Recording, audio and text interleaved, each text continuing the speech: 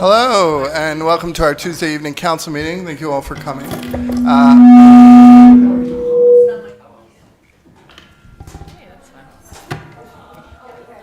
You awake now? Are we doing okay, Dave? I believe we are. We're joined this evening in the audience by Lewiston firefighter Chris Fournier, and he will lead us in the Pledge of Allegiance.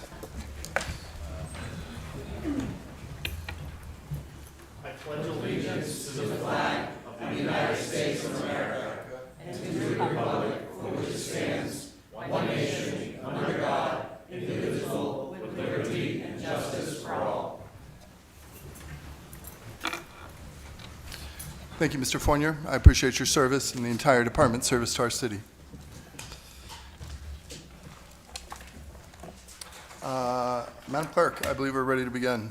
Great. All roll call votes for this meeting will begin with the Councilor of Ward 2. I understand we have some minutes to accept. Yes, the minutes of April 16th, 2024. May I have a motion, please? Councilor Chittum. So moved. Second. By Councilor Glenn. Madam Clerk, please call the vote. Councilor from Ward 2, Yes. Ward 3, Yes. Ward 4, Yes. Ward 5, Yes. Ward 6, Yes. Ward 7, Yes. Ward 1. Yes. Motion passed by a vote of 7-0. Thank you very much, Madam Clerk.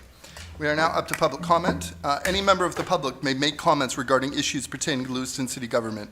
This period is reserved for non-agenda items. Public comment is also allowed during individual agenda items. Public comment is limited to 3 minutes per person. Please state your name for the record, and please indicate if you are a Lewiston resident. Because this is the business meeting of the City Council, all questions should be directed to the mayor, who will ask staff to follow up at a future time. It is illegal for the City Council to allow comments related to personnel matters. All personnel complaints should be made directly to the City Administration Office. My name is Pauline Goodis. I'm a resident of Lewiston, and I'm part of the invisible community. That's the community that no one in the city is worried about. They're only worried about a certain section of the city, and that's fine. My concern tonight is how these meetings are being run. The mayor needs to start following Robert's rules. At this point, the whole council might as well just stay home. I don't know why you're showing up for a meeting. The mayor takes over the meeting. Only 3 members of the council are speaking. The councilor from Ward 1, the councilor from Ward 6, the councilor from Ward 7. The councilors from Ward 2, 3, 4, and 5 are being directed by the mayor, indirectly, but very, very forcefully, when he has to put his opinion. This is what we're going to do. The mayor is not the king or the emperor of the city of Lewiston. He runs the meeting. And I blame every single one of you sitting up there for not holding the mayor accountable. The mayor needs to be shut down every time he starts telling folks how to vote, or this is what we need to do. You folks need to step up. If you're not going to step up and hold the mayor accountable for just running the meeting, then you probably should just resign and let someone else take your seat. 3 members of the council are the only ones who've asked tons of questions about the budget, tons of questions about the issues that are coming in front of you. 4 of you are content to sit back and every once in a while voice an opinion. But it's always, when a motion comes in front of the council, the mayor is the first one to speak. He shouldn't be. And someone on this council, in particular maybe the president, should be putting the mayor in his place. He's a non-voting member. He is to run the meeting. I have been chair of a number of committees, being the Appeals Board, the Planning Board, and the Community Development Block Grant Board. I, with one exception, spoke first at a planning board meeting. The mayor, as the director or running the meeting, shouldn't be the first and the last one to speak. He shouldn't be telling folks, this is how we should do it. That's not his place, and I hold every single one of you accountable for not holding him responsible for what's going on. And it's about time this city council stopped being a circus, because that's exactly how you're coming across to the public. And you have a ringmaster, and the ringmaster is not the one who's supposed to be running the show. It's the 7 of you, not the mayor. Thank you. Excuse me, Matt Roy, Ward 3. 365 days from today is May 7th, 2025. This date is significant because the federal government is no longer granting the state of Maine a waiver from Real ID. In the 21st century, with we all can read the news weekly. In an age of cybersecurity attacks, other data breaches, credit card companies, well, even this week, airports across, actually today, in the UK, their border agency has had computer failures at airports, and also yesterday, a malignant actor who apparently, according to the British Ministry of Defense, is saying it's the People's Republic of China, not the Republic of China, because that's Taiwan.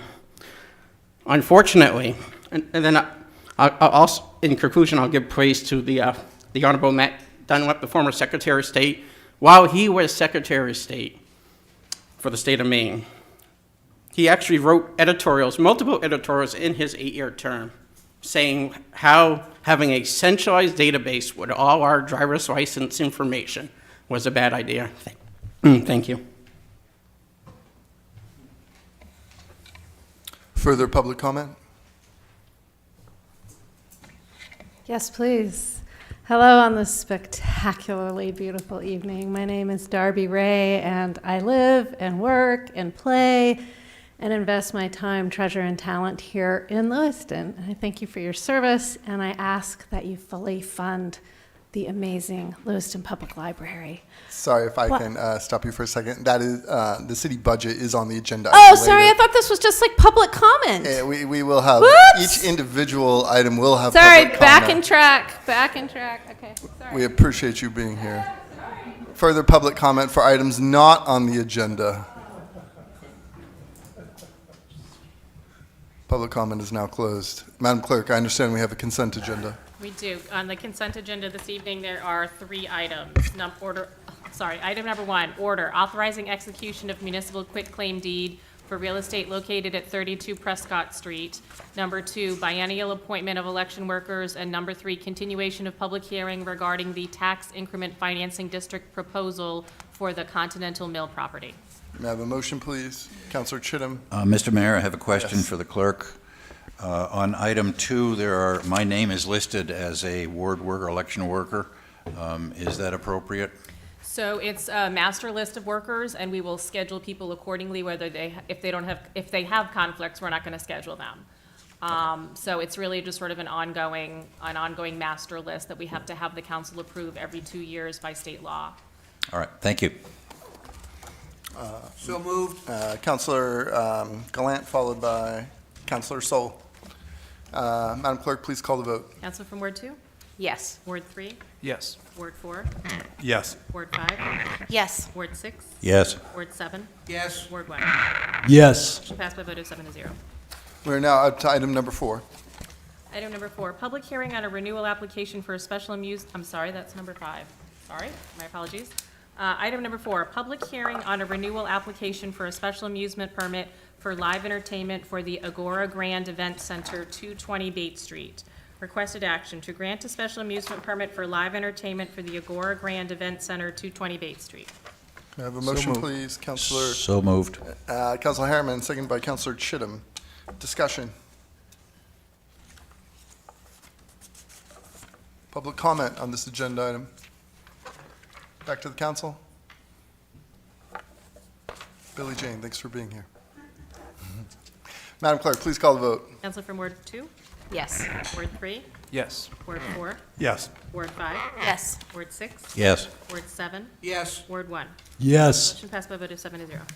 We are now up to item number 5, Madam Clerk. Item number 5, public hearing on a renewal application for a special amusement permit for live entertainment for the Lewiston Recreation Department, 65 Central Avenue. Requested action to grant a special amusement permit for live entertainment for the Lewiston Recreation Department, 65 Central Avenue. May I have a motion, please? Councilor Chittum, Yes, so moved. seconded by Councilor Najin. Discussion. Councilor Chittum. Is the fee waived for this? I believe it is, Yes, I believe it is, because it's an internal city department.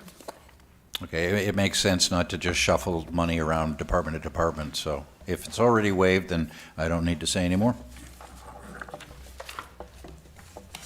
Public comment for this agenda item. Back to the council. Madam Clerk, please call the vote. Counsel from Ward 2, Yes. Ward 3, Yes. Ward 4, Yes. Ward 5, Yes. Ward 6, Yes. Ward 7, Yes. Ward 1. Yes. Motion passed by a vote of 7 to 0. Item number 6. Item number 6, public hearing and adoption of resolve approving the Lewiston FY25 federal fiscal year 2024 Community Development Block Grants Budget and Action Plan for submittal to the U.S. Department of Housing and Urban Development. Requested action to conduct a public hearing and adopt the resolve approving the Lewiston fiscal year 25 federal fiscal year 2024 Community Development Block Grant Budget and Action Plan for submittal to the U.S. Department of Housing and Urban Development. May I have a motion, please? So moved. Counselor Glant, seconded by Counselor Sol. Thank you, Counselor Chittum. Yes, Director Jeffers, please kick us off. Okay, I will try to keep this relatively short. This has been a bit of a moving target in that we had a workshop on this back in March 21st, and we've been told to go forward with the same allocation as we had last year, which was $843,459. They said we expected to be flat funded. I got notice Thursday evening that we saw nearly a 7% cut, which translates into $55,366 less that we had to cut out of the budget. At the workshop, the council had given the directive, learning that we had a little more room under the agency cap to go ahead and fully fund everybody at their asks. And as a matter of fact, let's add Literacy Volunteers, who has been a longtime recipient of CDBG funds, and they were just out of the running this year. With that cut, we had to make some adjustments, and the one agency that we did not cut was actually the General Assistance Office, which is a city position dealing with the enormous influx we have. We felt that one was an important one to continue to fund. All of the other agencies did not get quite what they asked for this year, but they got as much as they got last year. I think one of them was just a little bit more, but we basically provided everybody with the same funding they received last year.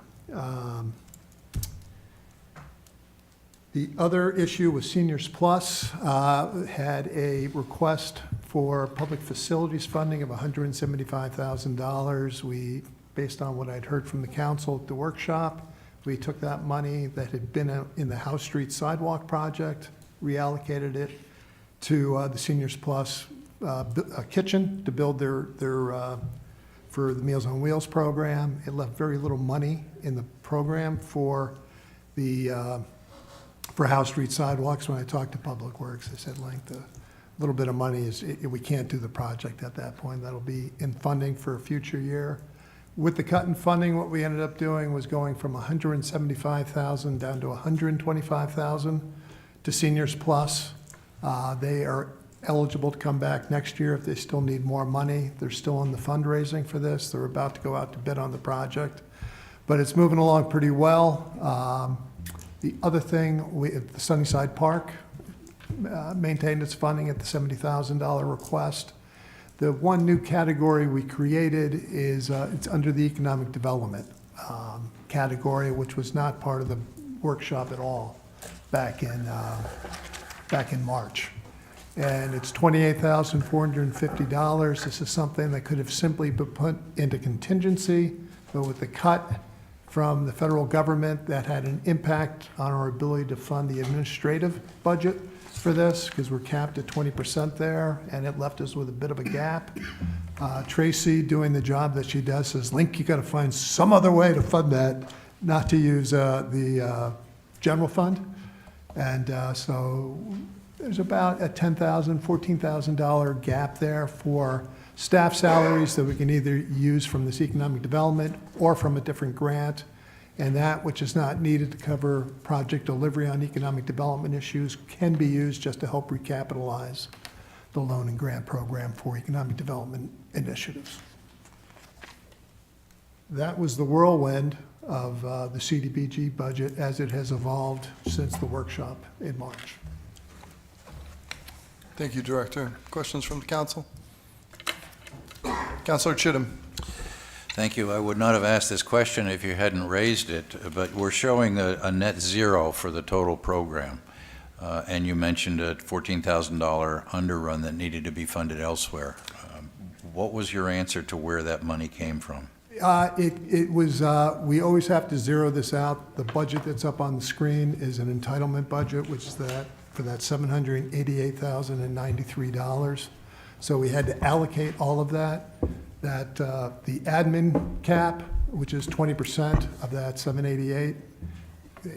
So, and I'm not sure I'm getting to your question, but it was money that was left over from the House Street sidewalk, and it was money that out of the $175,000 ask from Seniors Plus.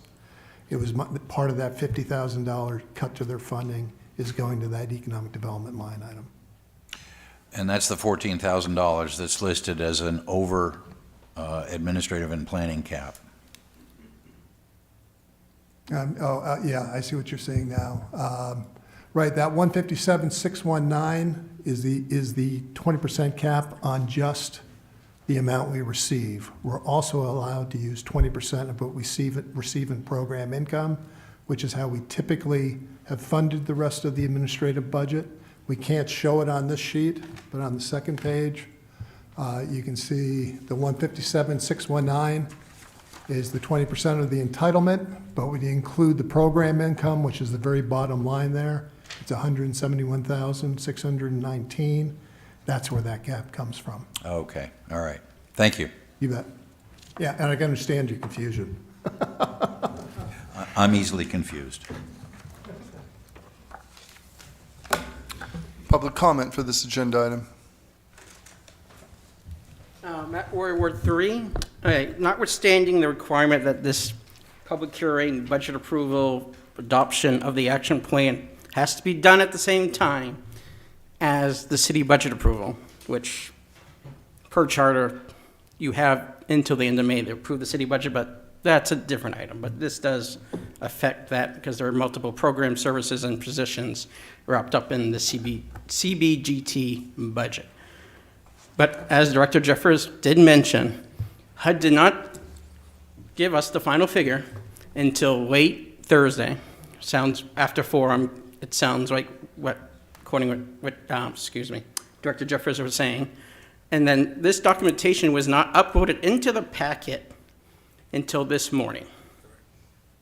That the federal government is not being an equitable partner in this program. A program that we, the city of Lewiston, have been a part of since 1974.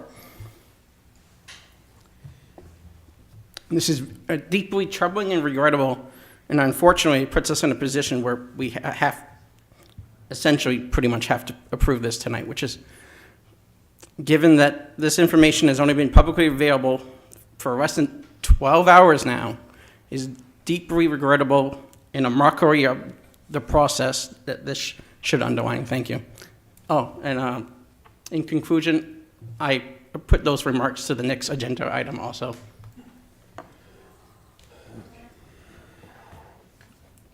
Back to the council. Anything further, Director Jeffers? I think for CDBG, this does cover it. I should note, I've got some egg on my face. I had reworked the whole budget, had it ready for Friday, but there were some typos in it, and it got held, and I didn't realize that these numbers were not out there until yesterday morning, which is when I made the changes that needed to be made. So I regret that they did not have a broader public scrutiny. Although I will say the budget's very close to what was presented back in March. I think it's really a reflection of, we saw a $55,000 cut. How do we come close to achieving the goals that the council articulated and still stay under the caps that we needed to? And there was a lot of heavy lifting on Friday trying to figure out how to make this all work. But I regret that it did not get out sooner. No, I understood, and I appreciate that, Director Jeffers. And to your point, none of the organizations changed, correct? Just the amounts that they received? Just the amounts, Right. and instead of being, they had slight increase, as you can see, they had slight increases over asks of what they had gotten last year, and our goal was to at least give them the same level of funding. Thank you. Yep. Further comments from the council? Madam Clerk, please call the vote. Counselor from Ward 2, Yes. Ward 3, Yes. Ward 4, Yes. Ward 5, Yes. Ward 6, Yes. Ward 7, Yes. Ward 1. Yes. Motion passed by a vote of 7 to 0. Item number 7. Item number 7, public hearing and adoption of resolve approving the Lewiston fiscal year 25, federal fiscal year 2024 home budget and action plan for submittal to the U.S. Department of Housing and Urban Development. Requested action to conduct a public hearing and adopt the resolve approving Lewiston fiscal year 25, federal fiscal year 2024 home budget and action plan for submittal to the U.S. Department of Housing and Urban Development. May I have a motion, please? Councilor Chittum, So moved. thank you. Second. Councilor Najin, thank you. Director Jeffers. Again, this is a program that can only be used, it's a federal program, we're in consortium with Auburn. They are the lead agency who deals with most of the administrative burden of this program. So out of the 10% administrative cap, they get the bulk of it, and we get about 2.5% of that. The allocation we received this year was $510,521, which is about $35,000 less than what we had received last year. Again, this was an anticipated cut. The program, we have historically used it primarily for helping to leverage multifamily affordable housing projects. We do have a program for security deposits to help the homeless or the nearly homeless to make sure they can pay the security deposit to get into new housing. We had allocated $15,000 last year. As of this week, we had about $11,334 still available there. And rather than putting new money into that program, we thought should be fine. We have commitments for Wedgwood, and I put this in twice. I apologize that it says Choice Wedgwood Project, and Choice DeWitt Project is what should be there. But the council last year had allocated $450,000 for the Wedgwood project, which is under construction, as well as about $20,000 for us to do the work we need to do on an administrative level. This helps pay staff salaries. We can charge against that grant. The DeWitt project, which is the one where the Sun Journal is going to be built, that's in the midst of doing financing. They have requested up to $450,000 of home funds. Again, this is $450,000 that helps leverage a $40 million project. So I think it's money well invested. We have $20,000 also available there for project delivery. And then the last item really is a contingency. It's about $60,000. And that is one where if we have an increased need for security deposits, we could reallocate the dollars there. It's also something that could just be set aside for the next large affordable housing project that's built.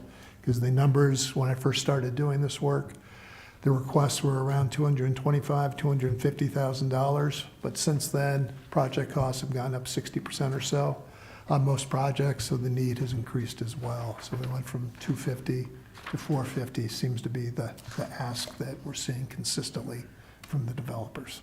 But that's the intent behind this program so far, and with that, I open it to questions.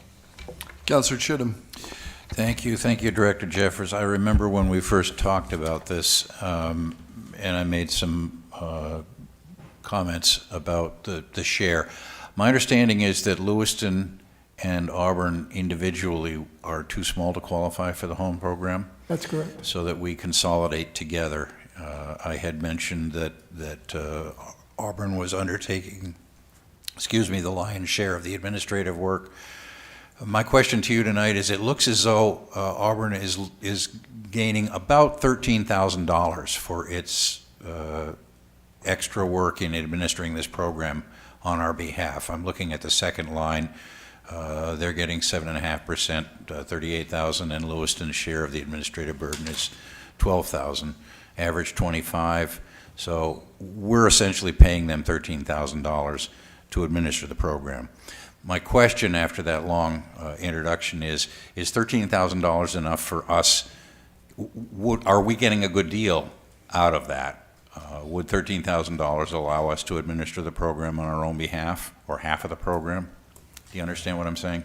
I believe so. We can't both, they literally have to do all the reporting to HUD. And there's a lot of technical assistance that they have just recently received as well to really dial in, making sure they check off every box on that bookshelf worth of regulations associated with these projects. You know, our staff is already pretty thinly stretched administering just CDBG and all the other, we have a lead program, we have an EPA grant. We've got multiple funding sources, all of which have their rule books, so we have been sort of happy to say, you take care of home, and we'll take care of the rest. So I do believe that's the case. If it's an issue you want to revisit, there is an agreement that gets renewed every few years on what the partnership has been, but it's pretty largely been this way for the last several years. Okay, one follow-up question. What's the 2.5% then that we retain of that 10% administrative cap? Why do we take any if Auburn's doing the lion's share of the administering?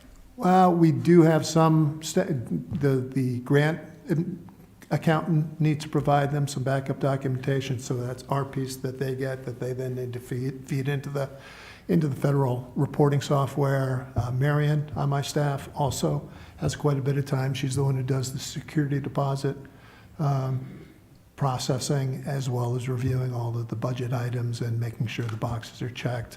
I do a lot of work on the administrative underwriting and subsidy layering on the large projects, all the legal documentation. So that's helping to cover our staff salaries for those elements. Okay. If you're happy with the arrangement, and we've been hearing for 6 months and years that our staff has got plenty of work to do. If you're happy with the arrangement, then I'm happy to let this dog sleep. Okay, I am. So thank you. But point noted.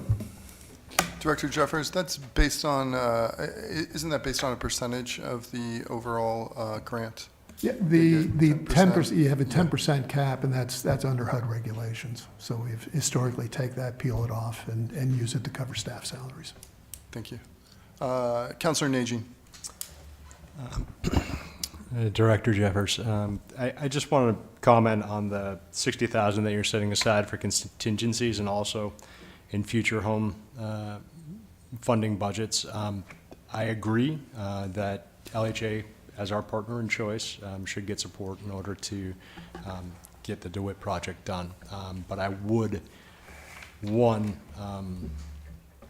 consider that possibly the community development staff that is being paid administrative funds from both of these programs, both home and community development block grant funds, could possibly be asked to look at smaller grant or small loan programs that would be able to shore up housing that is existing that's distressed in certain parts of our community, as well as the fact that we're at a disadvantage when we're talking about building out affordable housing in our community in comparison to the rural affordable housing development programs that exist. We don't qualify for those because we have the home budget, and within that, when we're talking about building out affordable housing, it does not always have to be of size. Sometimes I think it's appropriate to have community-sized, neighborhood-sized infill. And I think programs where this funding is coming from could support some of those efforts. And so I just want to name that. Yeah, thank you. We previously, in prior years, probably 6, 7, 8 years ago, we did have some home-funded loan programs. Moved away from them just because of some of the federal restrictions, some of the requirements. It's something we certainly could come back to and evaluate. That would be appreciated. Thank you. Yep.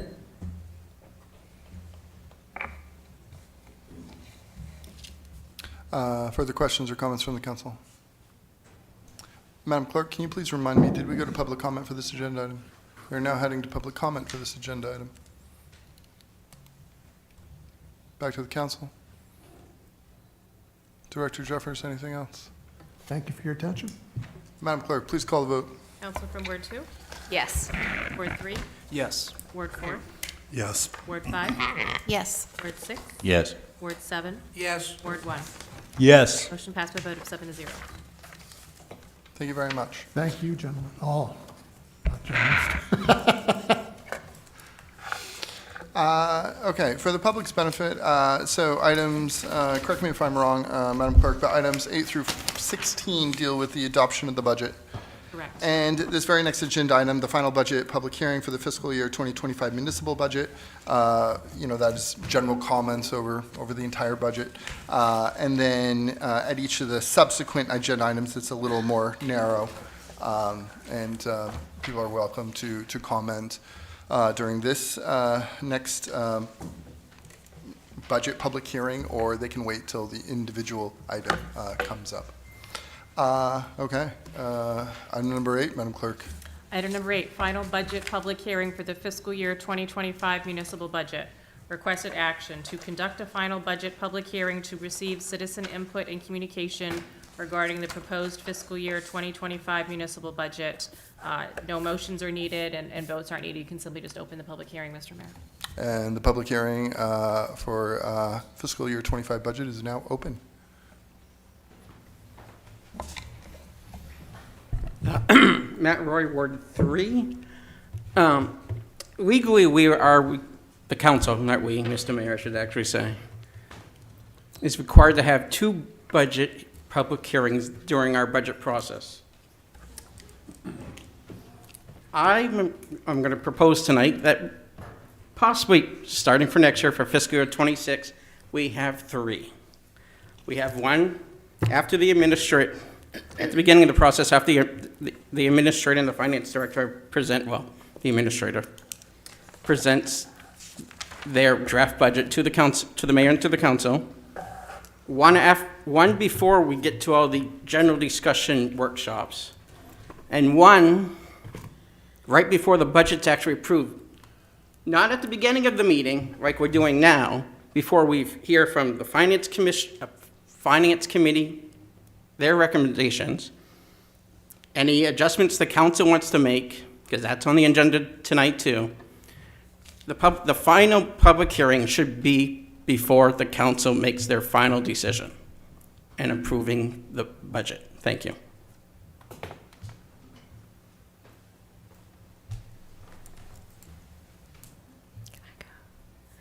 Okay, hello again. I was a little too excited to talk to you before, but I'm still Darby Ray, and I still live in Lewiston, and I still would like to ask you, implore you really, to fully fund our wonderful library. I would argue that Lewiston Public Library is our most important educational and cultural institution, and as such deserves our full funding and support. As you know, it's a place where everyone in this community is welcome.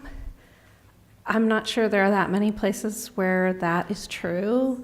Rich or poor, young or old, black or white, everybody is welcome at Lewiston Public Library and equally well served. And I would say that we all deserve to be safe in Lewiston Public Library, and that funding security positions should be a top priority. Last year, as you know, we cut a position for the library, and we just can't afford to keep cutting at the library. And so I just ask that you think about our families, our children, our old people, everyone in between. We all benefit from this institution, and we all deserve to be safe there. And it's not a lot of money we're talking about, so please don't cut the library. Thank you.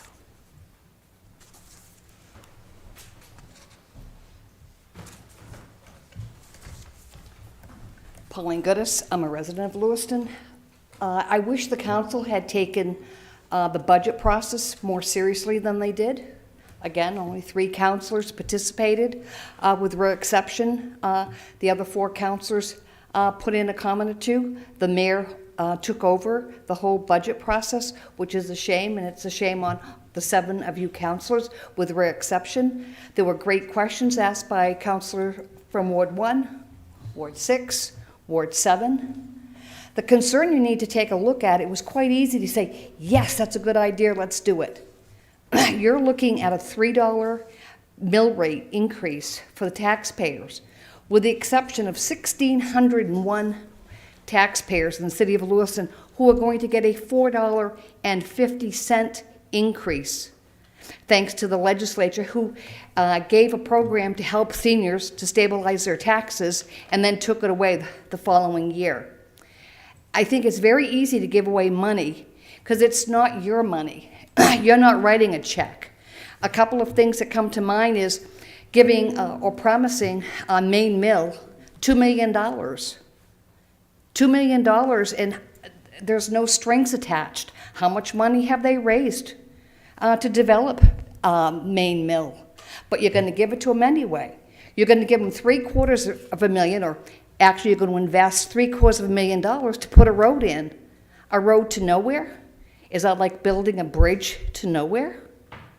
A lot of investment is going into the downtown. There's other areas, and I would ask, councilors, have you ever been outside of the downtown?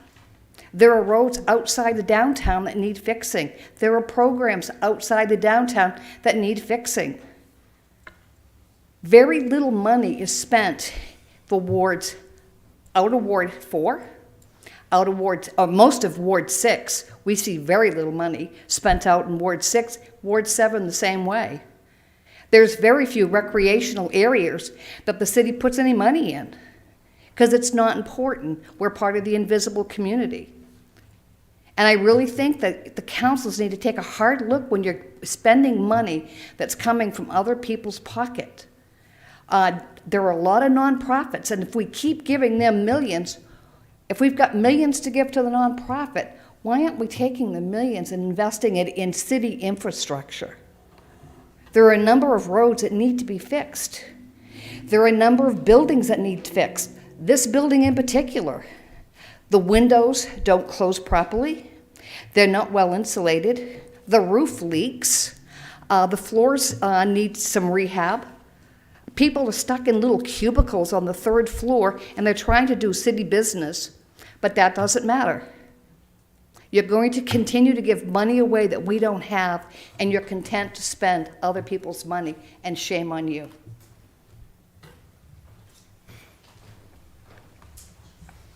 My name is Courtney Schlachter. I live here in Lewiston, Ward 1, and I own a business downtown in Ward 3. And I'm here to speak about the recent changes to the proposed library budget. As a lifelong reader and professional book person, I strongly support public libraries as centers of information, education, and empowerment. In order to serve a community, a library must be adequately staffed and funded, not just to function, but for the safety of its patrons and employees. I'm hearing from the staff themselves that the security position and 2 monitor positions are necessary so that the staff isn't taking on those duties in addition to what's in their job description and their pay rate.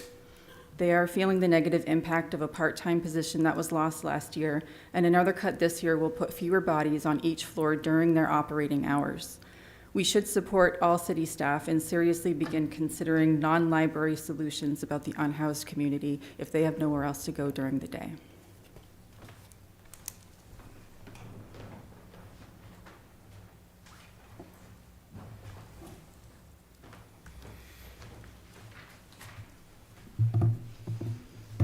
Good evening. My name is Tu Biederman. I live in Ward 5.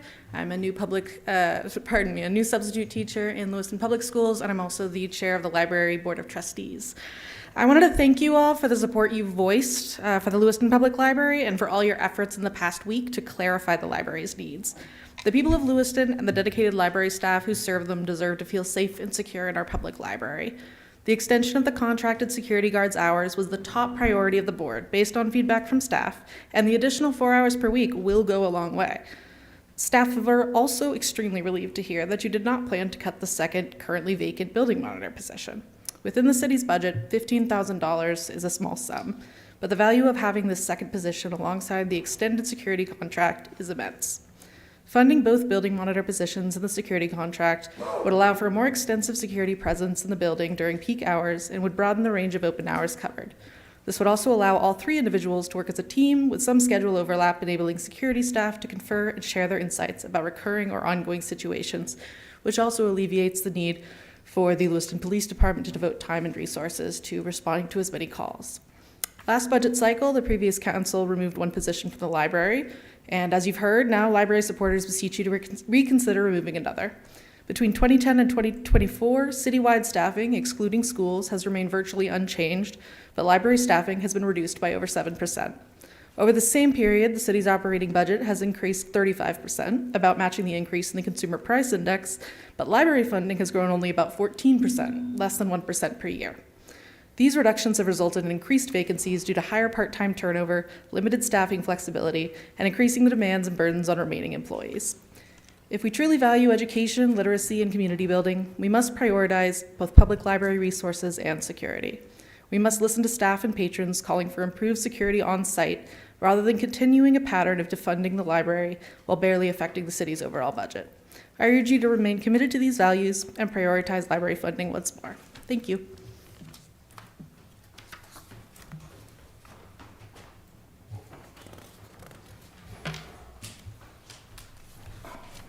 I'm Pierre Renault. I reside at 313 Ferry Road. I believe it's Ward 6. I think it's insane that you guys are proposing a $3 mill rate increase. Personally, that puts me over $10,000 to live in my home. To me, it's legalized extortion. And I'm asking everybody in Lewiston that has property or business to vote no next Tuesday and turn down the school budget. It's the only recourse we have, because obviously you're going to pass the budget no matter what we say. And I have one question, the same question for each counselor, and I just require a yes or no answer. Do you think that any business owner, homeowner, or property owner in Lewiston can afford a 10% increase in the property tax? You're taxing us out of our home, and if I could, I would sell and move tomorrow, but I can't. I've been here my whole life. And you're taxing me out of my home. That money I can use to take care of my family and my business, and it's economically, it's suicide. It's money I can't spend on other places. You know, I just ask that everybody vote no. And the question is, do you think we can afford it? Yes or no? You're very good at saying yes or no. Ward 1, yes or no? Do you think we can afford it? Yes or no? Excuse me, sir. It's a very simple question. Yes or no? Why can't I ask each one of you that question, the same question? I understand. This Pretty is simple. This is a public hearing. This is not a back and forth between members of the council and the public. Once again, you take over the show. Further public comment?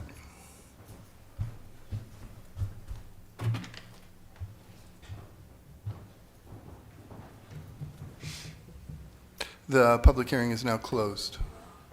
Madam Clerk, item number 9. Item number 9, receipt of the Finance Committee's recommendation regarding the proposed fiscal year 2025 municipal budget. Requested action to receive and review the recommendation of the Finance Committee regarding the proposed fiscal year 2025 municipal budget. May I have a motion, please? Councilor Chittum. So moved. Second. Second by Councilor Harriman. Discussion.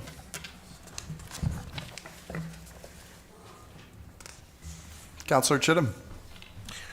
I sit on the Finance Committee together with my esteemed colleague, Councilor Gallant, and we have put together a recommendation, which I believe everyone has access to. It's certainly in our packet.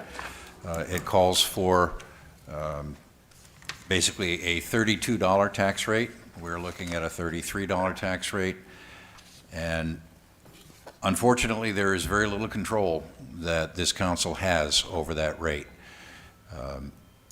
A good majority of it is dictated to us by costs that are fixed.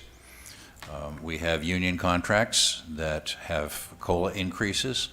We have debt service, which is paying off our mortgage, if you will. I have been arguing since day one that we ought to reduce the mortgage. One of the Finance Committee's recommendations is that we borrow the same amount of money that we have on average retired over the past 3 years. That has the effect of keeping our debt level, which is far better than increasing it.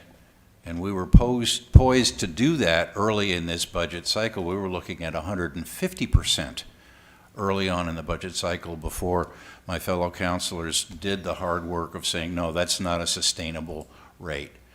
I understand that a 10% tax increase is extremely painful. I'm a resident. I pay 10% tax increase as well.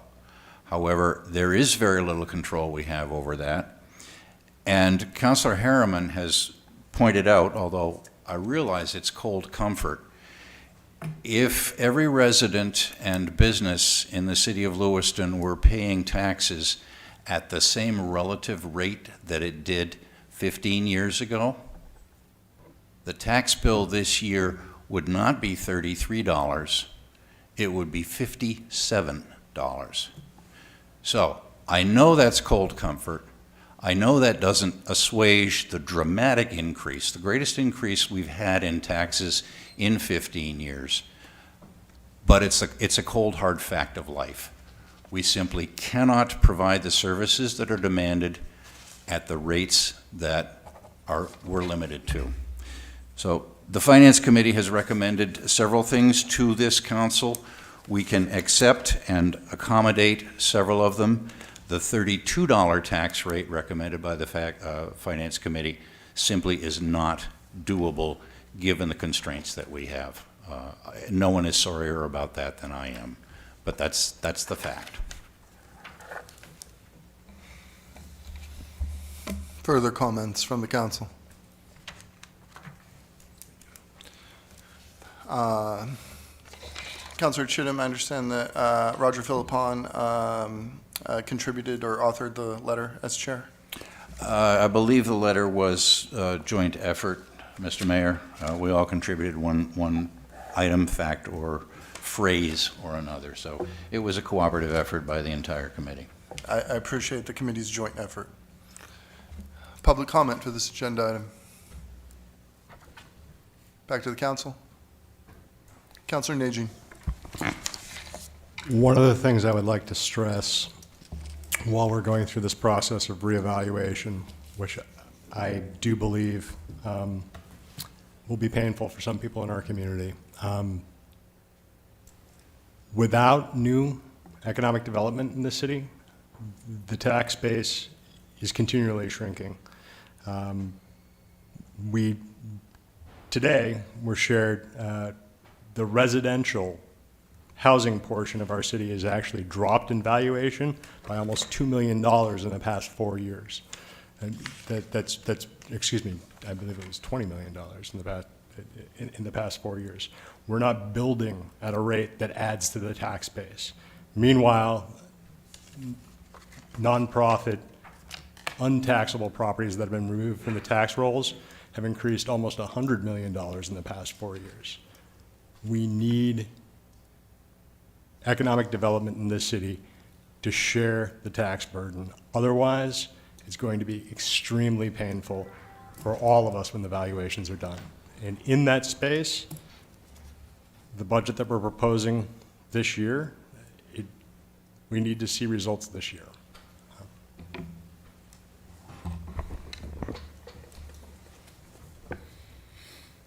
Further comments from the council? Madam Clerk, please call the vote. Councilor from Ward 2? Yes. Ward 3? Yes. Ward 4? Yes. Ward 5? Yes. Ward 6? Yes. Ward 7? Yes. Ward 1? Yes. Motion passed by a vote of 7-0.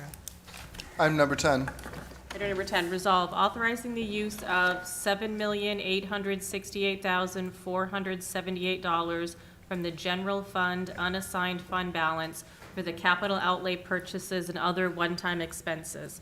Requested action to approve the resolve authorizing the use of $7,868,478 from the general fund unassigned fund balance for capital outlay purchases and other one-time expenses.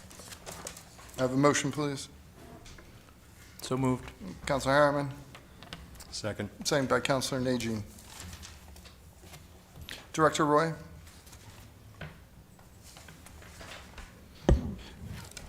So the remaining fund balance coverage is 13.88%. Am I reading that correctly? The remaining at the beginning of that discussion was the 1388. At the end, it is 9.04. Okay, I see that now. Thank you. Comments from the councilors? Councilor Chittum. Just to explain and to help me further understand, this is essentially the city's savings account. The recommendation is that the savings account hover between 8 and 12% of our general revenues. Is that correct, Director Roy? Correct. The target has historically been 10%. That's a conservative area that leaves us enough in our savings account to cover emergencies. It doesn't spend it down, nor does it put too much money in the savings account where it's really not doing anything to provide services for us. We were urged this year to retain the 10% in our savings account. Just to let the public know, this council chose to accept that advice, but alter it and reduce our. We've drawn down our savings account by 1%. You heard earlier that it's 9.04% instead of the recommended 10. So, in an effort to keep the tax increase as low as possible, we have effectively dipped into our savings. That's a dangerous position, although we're not as low as policy allows us at 8%. It does put us at some risk. And the council made the decision to do that with the consideration that this tax increase needed to be ameliorated to the greatest extent possible. So I did want to point out that this council has taken very seriously the challenges of trying to finance the city of Lewiston on the limited resources we have and using every trick in the book to reduce the impact on the taxpayer. Thank you. Further comments from the council about fund balance? Public comment for this agenda item? Back to the council. Yes, Councilor Chittum. I have a question that's not related to this for Director Roy. We've heard a number of comments about the part-time position at the library. Where do we best address that during the remaining items for the budget? It would be when you go to the actual approval of the budget, because that position cannot be funded through fund balance. So it wouldn't be at this agenda item. All right, and remind me which agenda item that is. If I may, Madam Clerk, would that be item number 13. 13? 13. Yes. All right, thank you very much. Further comments on this agenda item? Madam Clerk, please call the vote. Counselor from Ward 2, Yes. Ward 3, Yes. Ward 4, Yes. Ward 5, Yes. Ward 6, Reluctantly, yes. Ward 7, Yes. Ward 1. Yes. Motion passed by a vote of 7-0. Item number 11. And number 11, order authorizing the city administrator to provide city services totaling $69,025 and cash donations totaling $17,000 for the city nonprofit organization activities in accordance with the fiscal year 25 city council approved list. Requested action to approve the order authorizing the city administrator to provide city services totaling $69,025 and cash donations totaling $17,000 for the city nonprofit organization activities in accordance with the fiscal year 25 city council approved list. Have a motion, please. Councilor Chittum. So moved. Councilor Longchamps. Second. Councilor Harriman. Thank you. Just wanted to point out that the cash donations here total $17,000. It's not $2 million, and Main Mill is not on this list, as was stated earlier. I would also like to point out that, I understand the approximately 70,000 in-kind requests between, Public Works, Fire Department, and the police and their services for some of the events, as well as the 17 in cash donations. This will go to support events in the city that will contribute to economic development. Things like Dempsey Festival, where people come from all over the world. Balloon Festival, where over a weekend we have 100,000 people here, eating in our restaurants, filling up their cars with gas, etc. This, summer in Lewiston is needed for our area businesses, and this supports that. Councillor Chittum. Thank you, Mr. Mayor. To put this in context, this expenditure, or an in-kind, roughly $86,000, represents about 4 cents of your tax rate. So the council has decided that, I believe the council will decide that 4 cents on the tax rate is a valid amount for the return that these donations generate for the city. Councillor Najin. Coming back to economic and community development, if we target development in a way that we can create some TIF benefits in order to fund some of these programs on the back of new development that is adding to the tax base, that is much preferable to what this is. So I just want to, again, drive home the fact that we need to build here. Public comment for this agenda item. Matt Roy, Ward 3. Mr. Mayor, to your point about these events like the Balloon Festival and other festivals, if we truly were, interested in economic development, in the revenue that is generated by these events, it does not come to us. It goes to Augusta. We might get pennies, and I mean literally pennies, through revenue sharing. The states, so for those of the members of the public that aren't aware of revenue sharing, so the state takes 5% of sales tax, use fees. So basically, the higher sales tax you pay on meals, restaurant meals, prepared food at 8%, and lodging, along with individual and corporate income tax. It goes in a pool. 5% of that comes back. If we were truly, the money would be, the state could get rid of revenue sharing. And when the payee, well, let's say, you go out to eat and you pay that 8% on that meal. If 10% of that 8%, so that sales tax total that you're paying when you go out to eat at a restaurant or hotel, 10% of that money, like that hotel or restaurant would pay that 10% to the city of Lewiston, 5% of it go to the county, and 5% to your local school district. That would be a game changer, in my opinion. Just to give you an example, each year, the Androscoggin County, from Androscoggin Bank, takes out a tax anticipation note.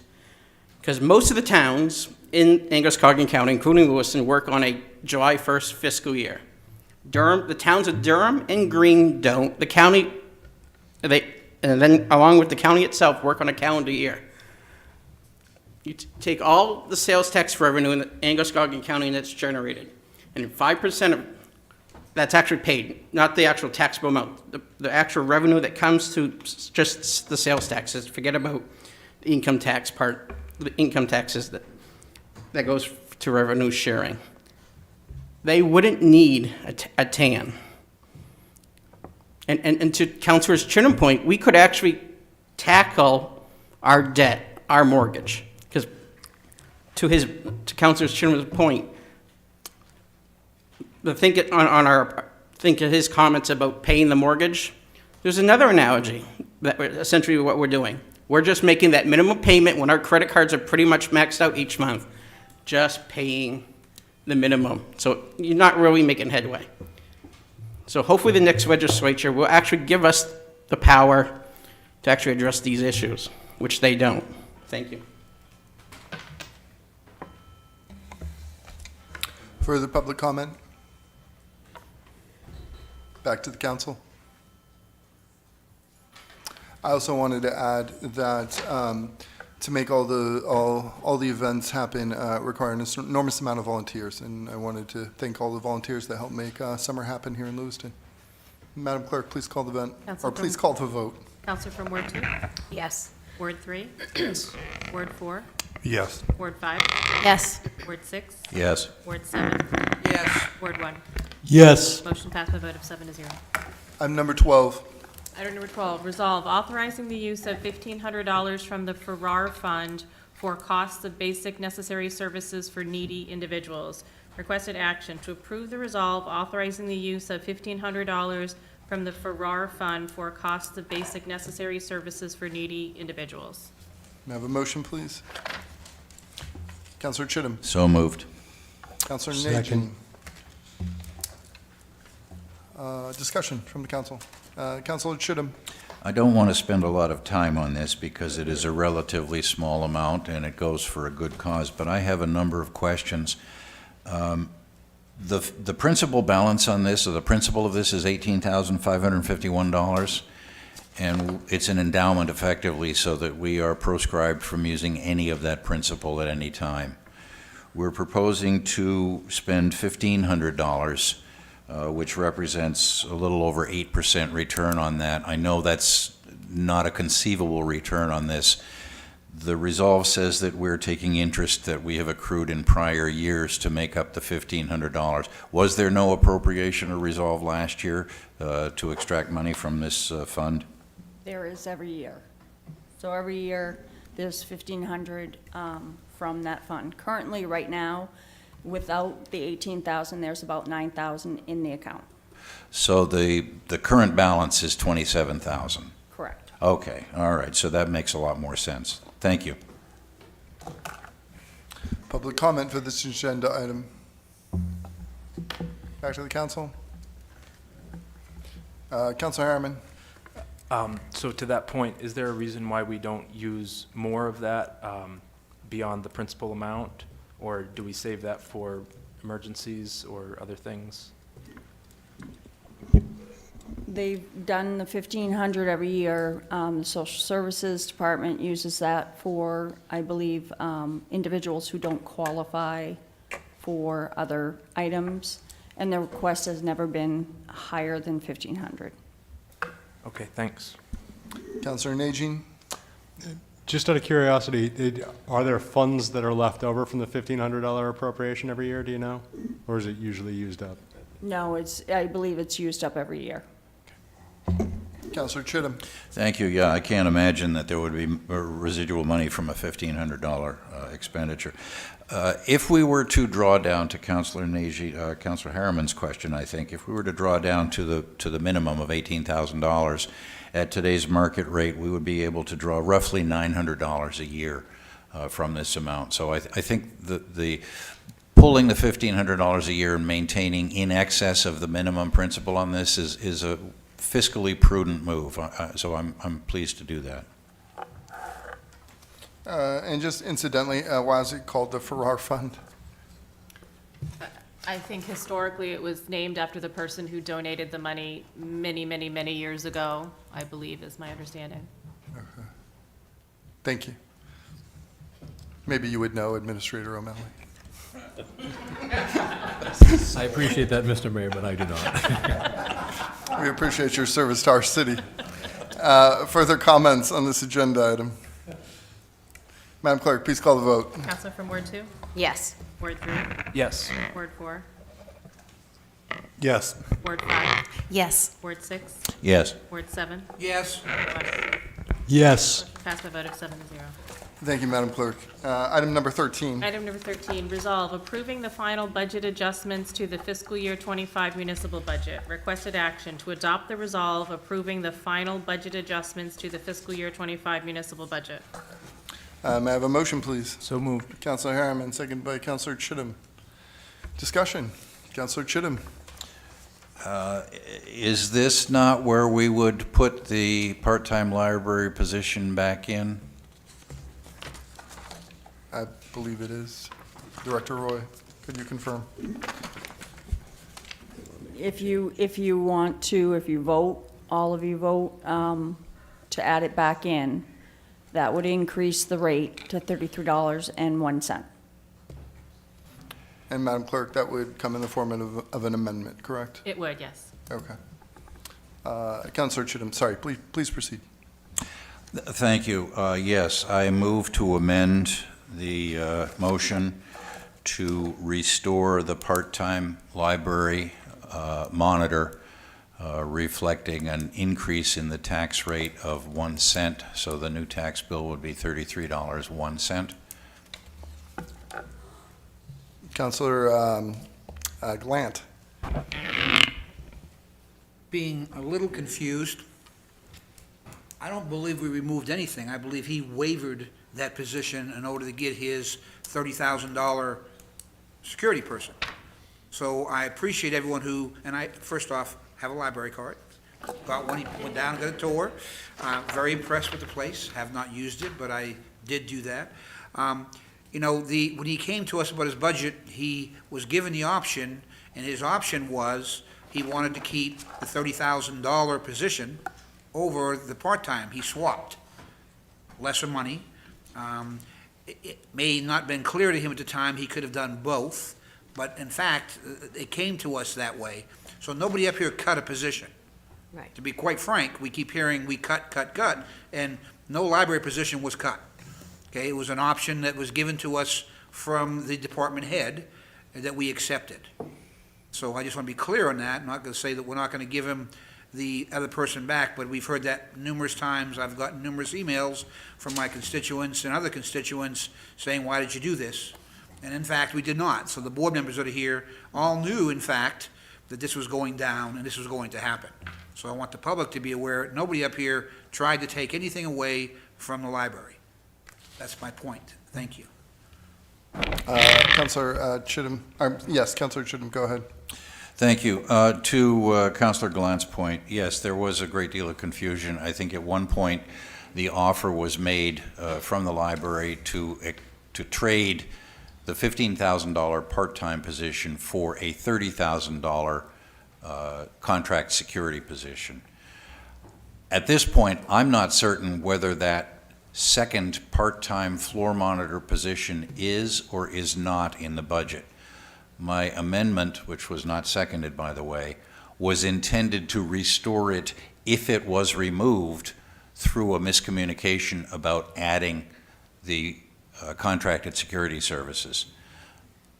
My goal, my intent, is to retain 2 floor monitors, that's the funded for last year, and add a $30,000 security contract.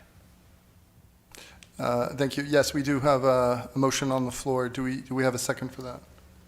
Councilor Longchamps? Second. Okay, so now, yes, we do have a motion on the floor that has been seconded. Madam Clerk? Could I just ask clarification, Yes. Mr. Mayor, because Councilor Chittum's amendment referred to the mill rate, but actually all the items in this order have a dollar amount. Is it 15,000 flat that you'd be looking to add into the budget? If I remember, I thought it was 15,400, but perhaps Director Okay. Roy could confirm.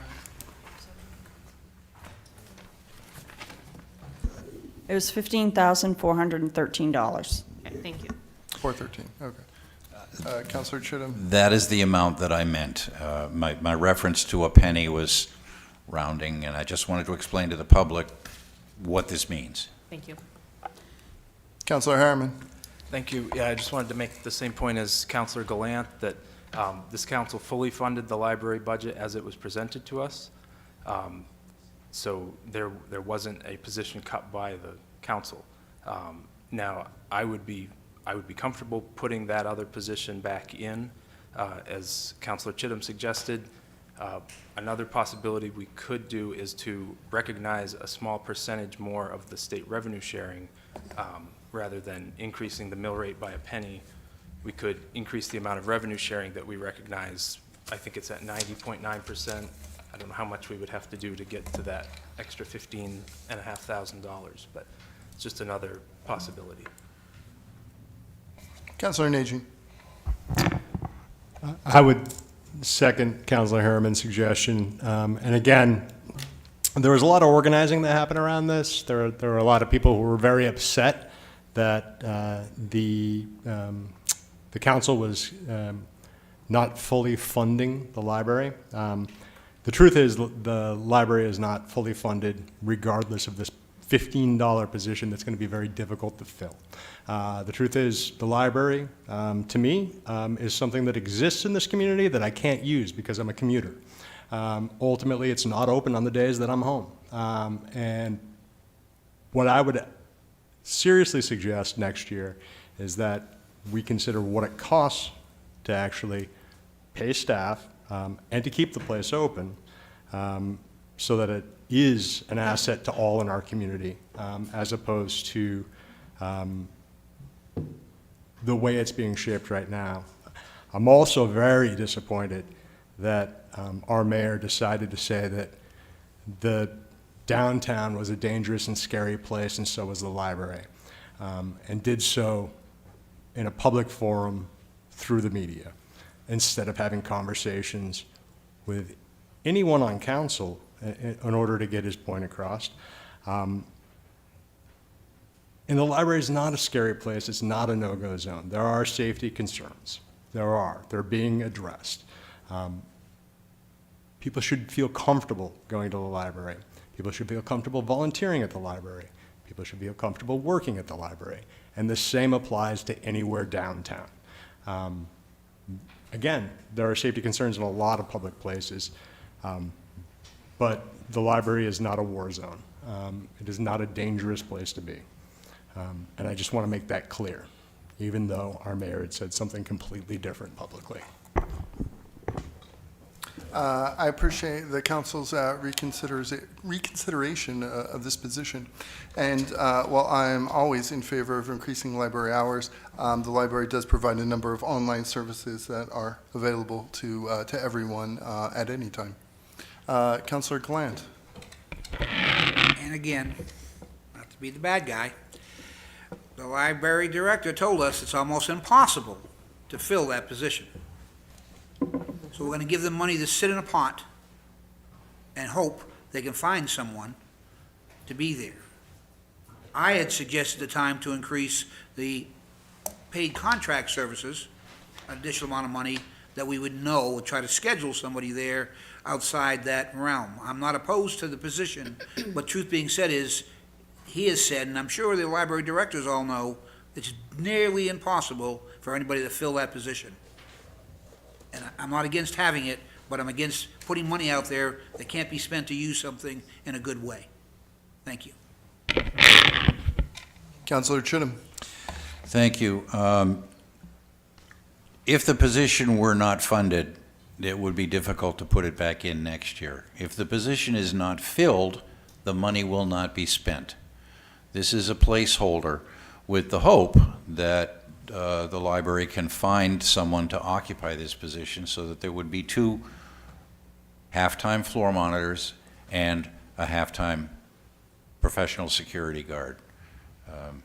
If the position cannot be filled, the money will not be spent. If we do not fund it, then the money cannot be spent. There's a distinction there. Councilor Gallant, yes. Did you have something? Question for Director Roy. Does it have to be unanimous? 5, for the actual budget, it needs to be 5 votes, but for the adjustments, it does not. Thank you.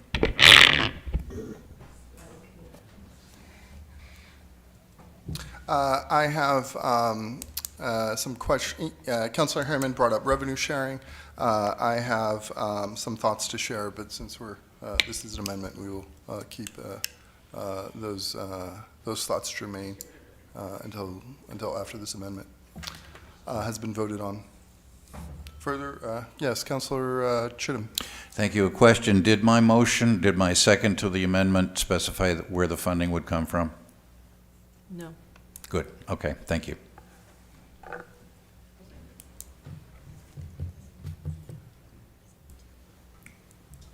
Further, Councilor Najin? Councilor Harriman. I just wanted to make sure we're going to public comment on the amendment. We can. Public comment for this amendment. Matt Roy, Ward 3. As both Councilors Gallant and Najin have stated about the mayor's interview last week, and then conveniently, not even, 2 days later, the chair of the library trustees writes a largely misinformational editorial that was published in the Sun Journal, to the point that Councilor Gallant and Councilor Najin have stated, for 2 years in a row now, the previous council and this council have not cut anything from the library budget. The previous director and Director Houston did not include, the change in hours the previous director proposed for FY24 budget last year. And a very similar thing happened this year. Personally, I have, as anyone that's been paying attention, last council, I had many issues collectively with that council. But we should not be maligning our city, this is going to get me in trouble too with previous comments I probably made, but we should not be maligning our directors. We asked the council, on behalf of the citizens of Lewiston, asked them to do a job. And in their professional opinion, they come up with a budget. There are cuts in budgets way before it gets to, the budget is publicly released. This budget process for, the Department of Finance, the administrator's office starts November, December, and this goes for the school side also. Things are cut way before then, based on, their professional judgment. We should not be maligning our directors, our city staff. Routinely, if the mayor and councilors are going to routinely applaud them for their work, we should mean it. Thank you. And again, finally, to the point Councilor Gallant was making, funding a position which you have high turnover, so we're spending way more than $15,000 just for the high turnover through our minimum HR department at that. Very minimum. Thank you. Hi, Darby Ray, Ward 1. I just want to express appreciation for the good faith that I've heard and acknowledge that there has been some confusion. And I just want to say that it sounds like everybody or many people would like to support keeping our library as wonderful as possible by fully funding it. And so just in case anybody thought there was any bad will toward the council, I don't think there is any. There has clearly been some confusion. And I appreciate very much the idea of thinking of this, as Councilor Chittum said, as a placeholder. And I think we can go back to the library. I'm not on the board anymore, but I look forward to going back to a board meeting as a member of the public and suggesting that we put on our best problem-solving caps for next year, figure this out in conversation with you all and city staff, and make sure that there's no confusion next time around. So, thanks. Further comment for this amendment? Back to the council. Councilor Harriman. Thank you. Yeah, I just wanted to make clear that I support this, as a regular user of the library, and for all the people who have reached out, either this year or in previous budget cycles, the library enjoys tremendous support amongst Lewiston citizens, and that's the reason why I'm supporting this, and not because of the media crisis that the mayor has manufactured over this. Councilor Gallant. Thank you, Mayor. And I'm going to go back to, I do support our library, and I do support all of our directors. And many of our directors made decisions based on what they knew was going to be available for them fund-wise, and then we made second cuts. I would be opposing this simply because it would be unfair to other directors who maybe don't have the people standing behind them as the library does, screaming for a plow driver or a piece of equipment or something that we've removed from the budget. And I will disagree with my partner in finance, who doesn't want to keep money in savings because he wants to spend it down but wants to hold money in a program to save a seat next year. To me, matches an opposite of what you normally talk about. So I would be against that for that reason as well. Thank you. Councilor Roy. Thank you, Mr. Mayor. I just want to say I'm in favor of supporting this also. I've had a number of constituents reach out to me, and I've been going to the library since I was a little kid, and I think it is something that we really need to hold dear and make sure that everybody enjoys it. So it's not about everything else, it's just about the constituents reaching out to me, and that's the reason why I'm going to vote for this. Further comments from the council? Councilor Nagy. I would also like to state that several constituents for Ward 1 reached out asking for support for this additional position, many of which who do have the opportunity to use the library Monday through Friday.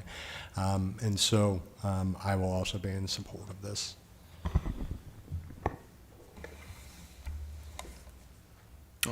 Further comments or questions from the councilors? Councilor Chittum, yes. I can't let it pass without saying this is democracy in action.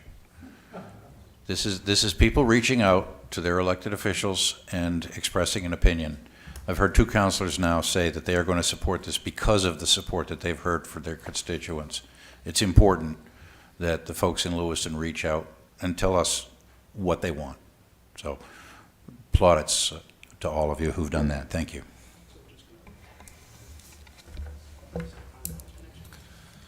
The library is a beloved institution in town, and it represents the cultural cornerstone for our city. I appreciate the council's support. Any, Councilor Nagy? Can we move the question, please? I was just about to call the vote. Madam Clerk, please call the vote. Councilor from Ward 2? Yes. Ward 3? Yes. Ward 4? Yes. Ward 5? Yes. Ward 6? Yes. Ward 7? No. 1. Yes. Motion passed by a vote of 6 to 1.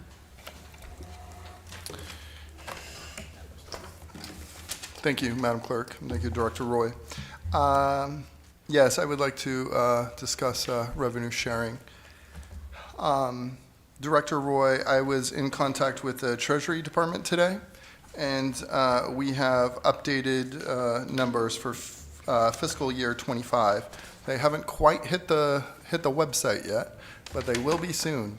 So the current revised number for revenue sharing for fiscal year 25 is $12,545,907.77.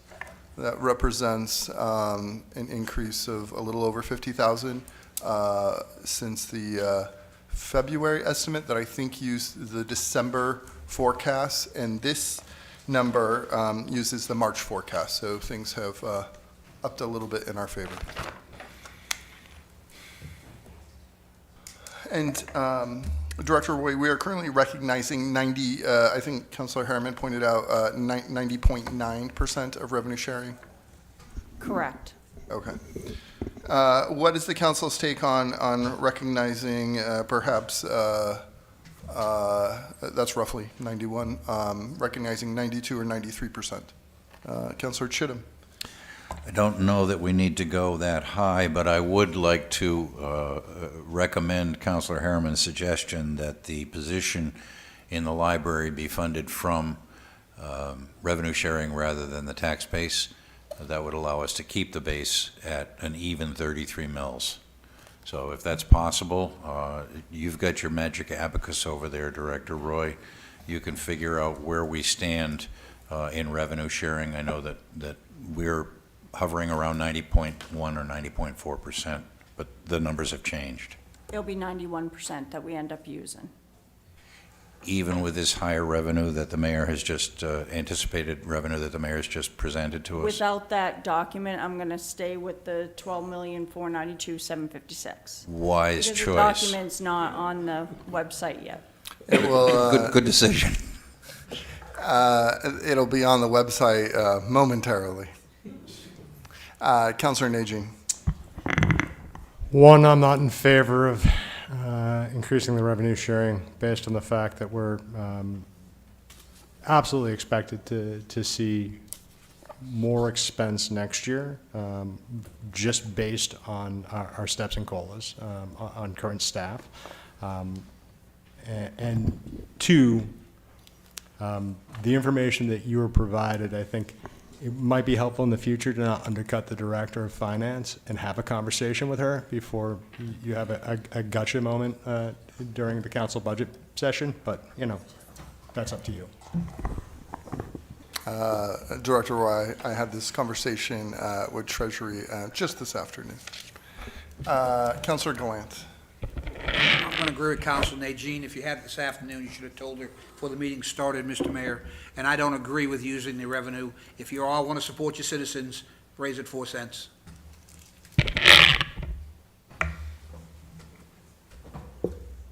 Further comments from the council? Councilor Harriman. Thank you. Yeah, I'm fine with keeping it at 91, where whatever percentage we're at, and using the numbers that have been currently published that we've been working off from. As a council, we've been through a lot of workshops and really hammered out a lot of different items and levels of different funds and things, and I think that we're in a good place right here, and really the revenue sharing and the fund balance kind of work in tandem anyway. You know, if we get more revenue sharing and don't spend it, it goes into fund balance. We've already drawn down our fund balance a little bit below the optimal level, so I'm good sticking with the revenue sharing where we're at, but funding the $15,000 library position from it. Councilor Chittum. I didn't understand, Councilor Harriman, funding the $15,000 library position from the revenue sharing was your intent, or from the tax base? I should have said staying at the approximately 91% and whatever fraction is needed to cover the $15,500 from revenue sharing for the library position. Thank you. But not raising our revenue sharing to 92 or 93 as was suggested. Mr. Mayor? Yes. I'm going Administrator. to need a motion from somebody that we can address We're- this. we're- I'm not really sure where we're heading. I'm thinking we're saying we're going to use 91% of revenue sharing. We're heading somewhere here, Administrator O'Malley. Just one I second. appreciate that. We're just trying to keep up with you folks over there. Understood. So just clarification for the council. Are we, I understand there's not appetite to recognize more of revenue sharing at this time. Are we looking to recognize enough, whatever, amount that is to, or percentage that is to fund the position we just approved? Where are we at, councilors? Councilor Chittum? In round numbers, according to my abacus, we're looking at about a 1% increase in, not a 1 point, but a 1% increase in the revenue sharing. We're looking at $15,000 out of 1.18 million. Is that correct? To add the 15,413 to the current amount that we had, Yes. it goes from the 90.9 to the 91%. Okay, all right. And I think Councilor Harriman, I don't want to put words in your mouth, was saying that he was fine with that, I was fine with that. So I will move then to address Administrator O'Malley's concerns and also keep my head straight. I will move that we fund the library floor monitor position for $15,000 and change by increasing our proportion, our estimated proportion of the state revenue sharing from 90.9 to 91%. So we are, Director Roy, just for clarification, we are upping the amount that we book from revenue sharing by 0.1%. Correct. Yes, okay. Councillor Najin. Thank you, Mr. Mayor. I would second that. We now have a motion on the floor. Further comments from the council? Public comment for this motion? Amendment, rather. Back to the, Okay. Again, Matt Roy, Ward 3. So saying recognizing revenue sharing isn't the right word for phraseology. We're not recognizing, we're, for our projectional purposes only, saying this is what we expect. And if you look on the revenues in the administrator's budget from March, we're proposed, as written then, for next year's fiscal year, we're saying what, 10.1 million and change. I don't have all those numbers in my head, sorry. Which was the same number that we proposed for the current fiscal year. But if we look at the actual, and if I remember from city budgets for the last decade, the state, we've always, the actuals have always exceeded what we recognize, for what, to use your terminologies. So this is a moot point. Like I say, you can go to not the Treasury Department, but the Office of State Treasurer and Maine Revenue. They have monthly reports of the general fund revenues. You look at every month since July, and before last July, those revenues are exceeding the projections. Just for the sales and use taxes, for March of this year, projection was about 144 million statewide. Actual for March of this year, 147 million we'll call it 148 million. Thank you.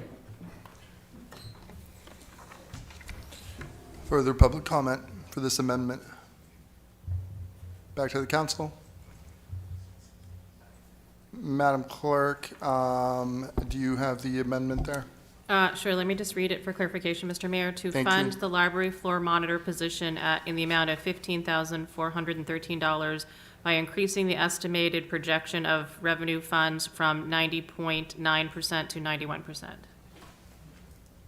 Sounds right. Okay.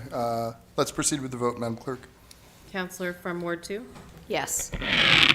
Yes. Ward 4, Yes. Ward 5, Yes. Ward 6, Yes. Ward 7, No. Ward 1.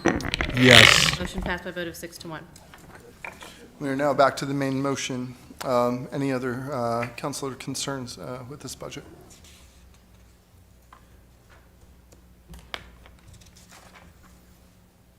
Councilor Najin. I have a lot of concerns with this budget. As we've heard tonight, and we've heard several times from several constituents, these rates, mill rates are not sustainable. And so again, I'll make one last call that we seriously focus on increasing the tax base this year, and I think every department has a responsibility in that. I also think that every department has the ability to look within themselves and figure out if they have underutilized employees, programs that could be better served by splitting time with other departments, programs that are ineffective or could be cut. It's time for the city to get lean and mean before we have to do it next year. And we've been waiting for a long time, practicing austerity measures for about 15 years at this point. We have to build in this community in order to increase the tax base. It's as simple as that. Further comments from the council? I concur with my councilors and members of the public. The tax increase is quite a bit this year. I grant you that, absolutely. And it was difficult to make this work for a number of reasons. However, I do support the current city budget. I believe that it we're spending money on things will help further us in the future, things like economic development and, purchasing equipment that will ultimately save money in the long run. It's definitely a tough budget, but I think it puts us on a good foot forward to further the city's interests. Anything else, councilors? Madam Clerk, have we been to public comment for this main motion? We have not. Public comment for this item number 13.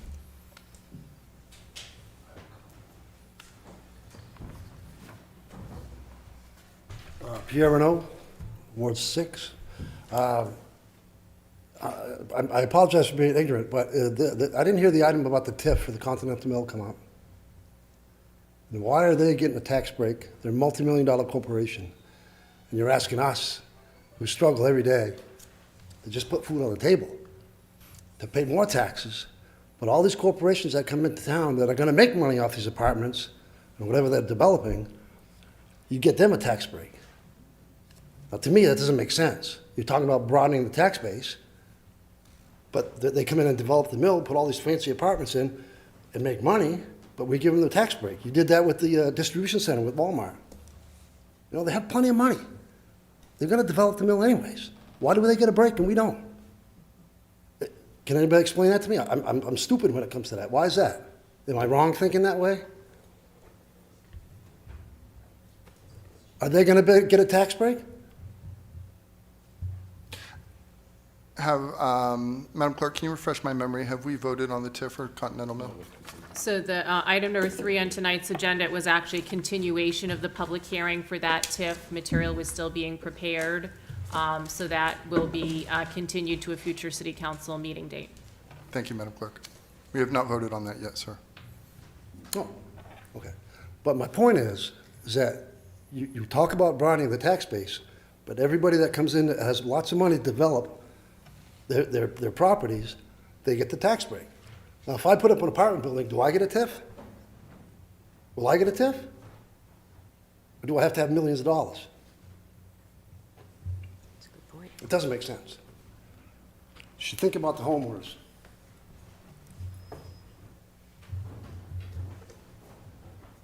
Further public comment?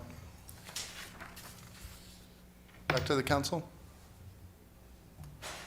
Anything, councilors? Councilor Harriman? Yeah, a question for Director Roy about the, so I was just remembering that in the resolve, there's a clause to reserve the extra amount of revenue sharing from fund balance. And I was just curious, so we're at 91% now.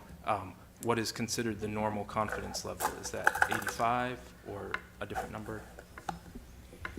I believe last year when I tried to contact somebody, they didn't have that percentage rate, but usually it's around there, 85.5, could be anywhere from there and up. Okay, so we are reserving the difference between that and the 91% from fund balance in case, for some reason, that revenue sharing doesn't come through at that level? We did not put that in the budget currently. It just automatically will go in fund balance at the end of the year if not used. I guess I was just wondering because it's in the resolve at the bottom of the second page of the resolve.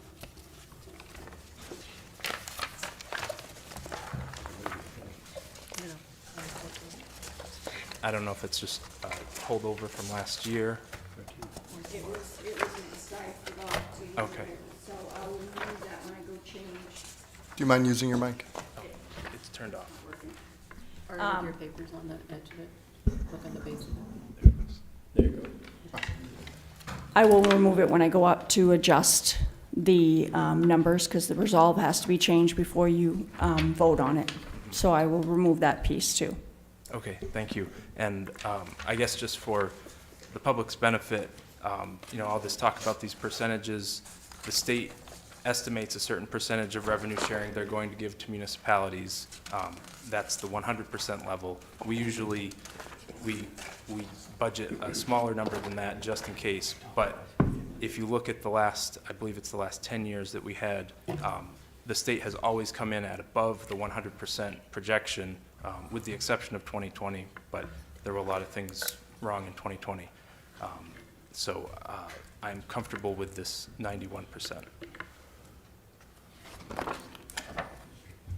Yes, Councilor Glant?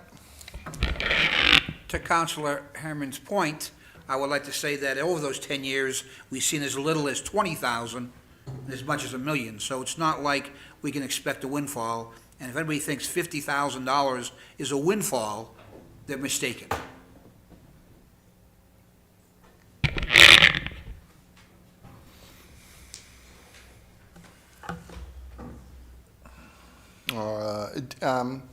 Madam Clerk, to update the resolve, do we need an amendment for that, or is the director fine to just make that change? So what we need to do actually is we're still on item 13. You've approved both amendments. We would need to approve the main motion as amended for item 13. And then I believe we could take a brief recess to allow the finance director, she will have to rework the numbers and come back for item 14 with revised numbers as a result of your amendments from 13. Sounds good. Thank you. Thank you, Madam Clerk. Councilor Najin?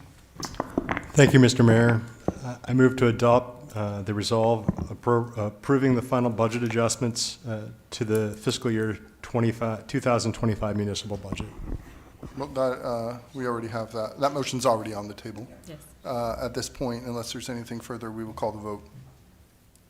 Madam Clerk, please call the vote. Council from Ward 2? Yes. Ward 3? Yes. Ward 4? Yes. Ward 5? Yes. Ward 6? Yes. Ward 7? Yes. Ward 1? Yes. Motion passed a vote of 7-0. And yes, we will take a brief recess to allow our finance director to adjust some numbers, and then we will be back. Councilor Chittum, did you have something before? we go Mr. to Mayor, I recess? wonder if we could take item 21 out of order instead of taking a recess? Number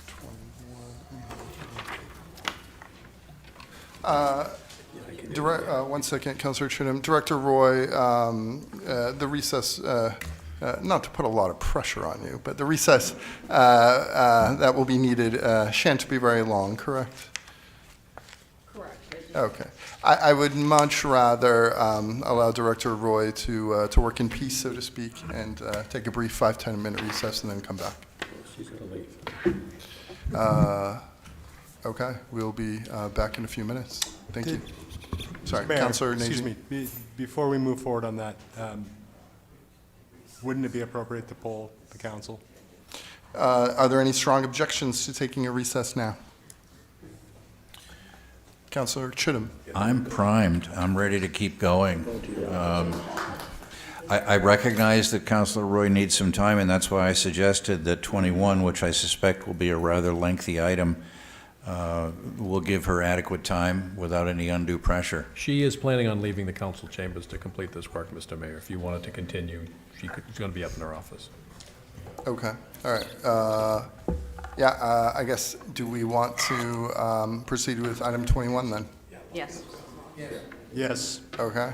Administrator O'Malley, does this mean that you'll be running the timer? That is correct, Mr. Mayor. Excellent. It appears we're still on the air. Thank you, Dave.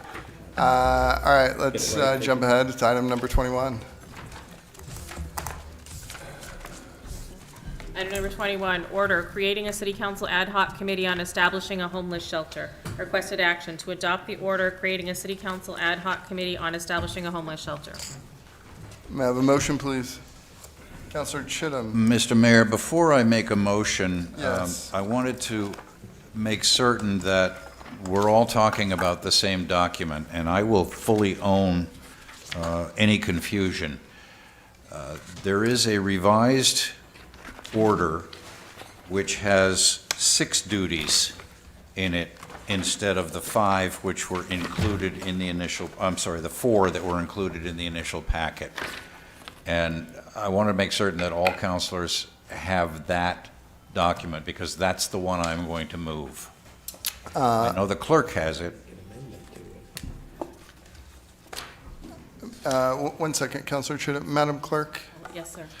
So at this point, since we have the current document, the current resolve in the packet, it's my understanding that if we wish to change it, we could do through a series of amendments. Is that correct? That's how we've normally done it in the past because the material was out to the public on Friday, so the public is planning to comment on the order that was presented. So that's been our past practice, is that if there are amendments to what was presented, we would have that motion on the floor and then handle the changes through amendments.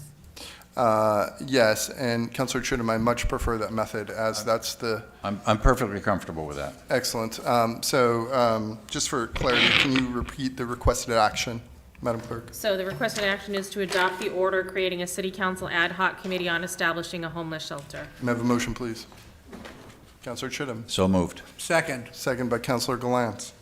And now, yes, discussion and possible amendments. Councillor Chittum. Yes, I move to amend the motion to effect the changes that I sincerely hope were received by all city councilors. I know the clerk has it. This was a last-minute adaptation. It does not alter appreciably the document that has been circulated publicly, but it does refine some of the duties and clarifies some of the limitations and authorities of the proposed committee, which was originally called a task force. I am comfortable reading the amendments. That could be a long and fraught process, but I'm comfortable to do that, particularly in light of the public's attendance here. One second here, Councillor. Madam Clerk, do you have a copy of the proposed changes? I do. Yeah, okay, all right. Before we, Councillor Chittum, if it's okay, before we talk about the amendments, I'm going to recognize a couple of councillors first. Could we have a second on that, or it'll die? I second it. Okay. Thank you. A second for what? The proposed amendments? Yes. I guess at this point, since we now have a second, could you read the proposed changes? Well, you wanted to recognize other councilors first, Mr. Mayor, and Yes, and that was before we had this motion, but now that we do, let's do that first. Okay, all right.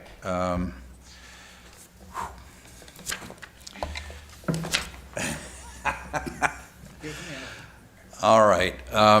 For those of you who are following along in a written document, paragraphs 1 and 2 establishing the homeless shelter remain the same. The duties, and I will not read the draft that you have, however, I will read the draft that is now the subject of the amendment. Excuse me, Mr. Mayor. Yes, sir. Yes. The Administrator copy that Mallon. was handed to the clerk, Councilor Chittum, you do have in the second paragraph a strikeout of review, and if you look at that second paragraph. I did change that. Okay, yes, I'm sorry. The second paragraph said review and build upon. The draft simply says will build upon, the review being inherent and redundant. So that was a minor change in the first paragraph.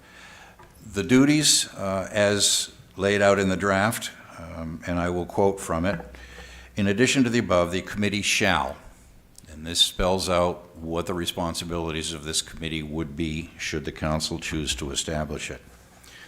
There are 6 points. 1, it shall refine the needs identified in the Shelter Committee report, which was issued by the prior Shelter Committee, to establish the capacity of and services provided by a full-time permanent shelter to be managed and or overseen by the City of Lewiston or its designee. At a minimum, such services shall be available all year, around the clock, and shall include temporary and transitional beds, showers, food, and an overnight warming shelter during winter conditions. Ultimately, the shelter would provide counseling or referrals for all services necessary to aid the homeless in achieving a stable, housed life. That's a big responsibility, and essentially what it says is that this homeless shelter would be a wraparound shelter providing all the necessary services to assist those people who are desirous of leaving the homeless lifestyle and getting into a house situation. The second task of the force, develop a preliminary budget sufficient to apply for grants and aid. Such budget shall be submitted to the City Council no later than October 1st of this year. And I thank Councilor Gallant for pointing out the timing of that with respect to state funding mechanisms. We'll need to have those budgets in place before we can begin to apply to Maine Housing and other state agencies for the necessary money to stand this shelter up. Item 3, identify local, state, and federal funding resources that can sustainably support a permanent overnight shelter, including one-time startup costs and ongoing service provision costs. So that's both capital and operational. Need to define and identify where that money can come from. Item 4, identify potential existing sites that meet the needs of our unhoused neighbors, allow for co-location of service providers and housing navigators, and meet all municipal and state licensing and code requirements, i.e. find a place to put it. Number 5, advise and support the City of Lewiston in designing a request for proposals to identify a shelter provider with the experience, expertise, and capacity to manage shelter operations. Who is going to run this? This committee is tasked with developing an RFP, a request for proposals, that we as the city can then go out and say, okay, we're looking for an operator for this facility. Item number 6, explore coordination with the City of Auburn to support moving these efforts forward. 6 very specific tasks would be assigned to this committee under this draft. The composition of the committee has changed slightly from the earlier published draft. The committee shall be composed of at least 1 city councilor, 1 member of city staff to liaise with code enforcement, police, fire, general assistance, and economic development, an individual with a lived experience of homelessness. Let's not solve these problems and force them on people. Let's ask those people or their representatives what sort of solutions would best suit them. And no more than 10 other members. Earlier drafts had as many as 25 people on this task force or committee, and my feeling is that that's too many people to be effective. You'll see later on in this draft that this committee of 13, I believe, would have the ability to create subcommittees and evaluate topical areas and bring in other people. But the core committee would be limited to 13 people. All members shall be appointed by the mayor. That's in accordance with the city council after consultation with the city council. That's the city charter, I mean. The members will represent a diverse background of both organizations and community with qualifications to address homelessness. Examples of such organizations include providers experienced with homeless services in state and federal funding agencies and structures, funders for homeless services and site costs, sexual violence and domestic violence service providers, and healthcare providers. That's a more general description of all of the specific organizations, I believe, that were included in the memo from the Housing Committee to the City Council. I don't believe anybody has left out. The umbrella has simply been more broadly defined. Member appointments shall be completed by May 31st of this year. Subcommittees may be established by the committee when deemed necessary and may include additional members. So that talks to if you need to expand and get more expertise than is available in the 13 members of the core committee, this committee would have the authority to do that. I believe the rest of the draft is essentially the same as before. And at the risk of putting everybody to sleep, I'll read that the co-chairs are 2 individuals selected by the mayor in consultation with the city council. They shall co-chair the committee. They shall be responsible for coordinating the meeting schedule with the members, setting the meeting agendas, and ensuring that notices of meetings are publicly posted. And the rest of it is administrative, dealing with the meetings, the times and places established by the committee, and appointing Administrator O'Malley or his designee as the one responsible for providing staff report to this committee. Finally, the term of the committee and its members shall expire on December, it says 3, but it's actually 31st. There was a typo. So at the end of this calendar year, unless otherwise extended or dissolved by the city council. If extended, the mayor shall appoint members to the committee. Those members may include individuals who previously served. I believe that this draft distills all of the elements that were included in the memo from the Lewiston Housing Committee to the City Council. It does it in a way that doesn't overly restrict this committee by binding its hands and saying these are the specific requirements that you have. It allows the committee, composed, we hope, of experts in their fields, to do their work. I have told several people that I am passionate about solving the homelessness problem, but my toolbox is empty. The best that I can do as a counselor is to do my part to clear the way, to get the hurdles out of the way, to push aside the obstacles so that the experts who would be composed of this committee can do their jobs. Long-winded, I apologize for that, but this is a very important issue, perhaps the most important issue facing this council and this city. It needs to be solved. It needs to be addressed. And I believe the formation of this committee and those specific duties is the best way to do that. Thank you. Thank you, Councillor Chittum. Yes, comments on these amendments. Councillor Harriman. Thank you. Just wanted to thank Councillor Chittum for those amendments, and I also wondered if we wanted to bring up representatives from the Housing Committee at this time, if there's any additional context they might want to provide, since this did come as part of a recommendation from the Housing Committee originally. Yes, and we have 2 representatives from the Housing Committee here. Remind me, are you both co-chairs or chair? Okay, all right. Thank you, Kara Korshane and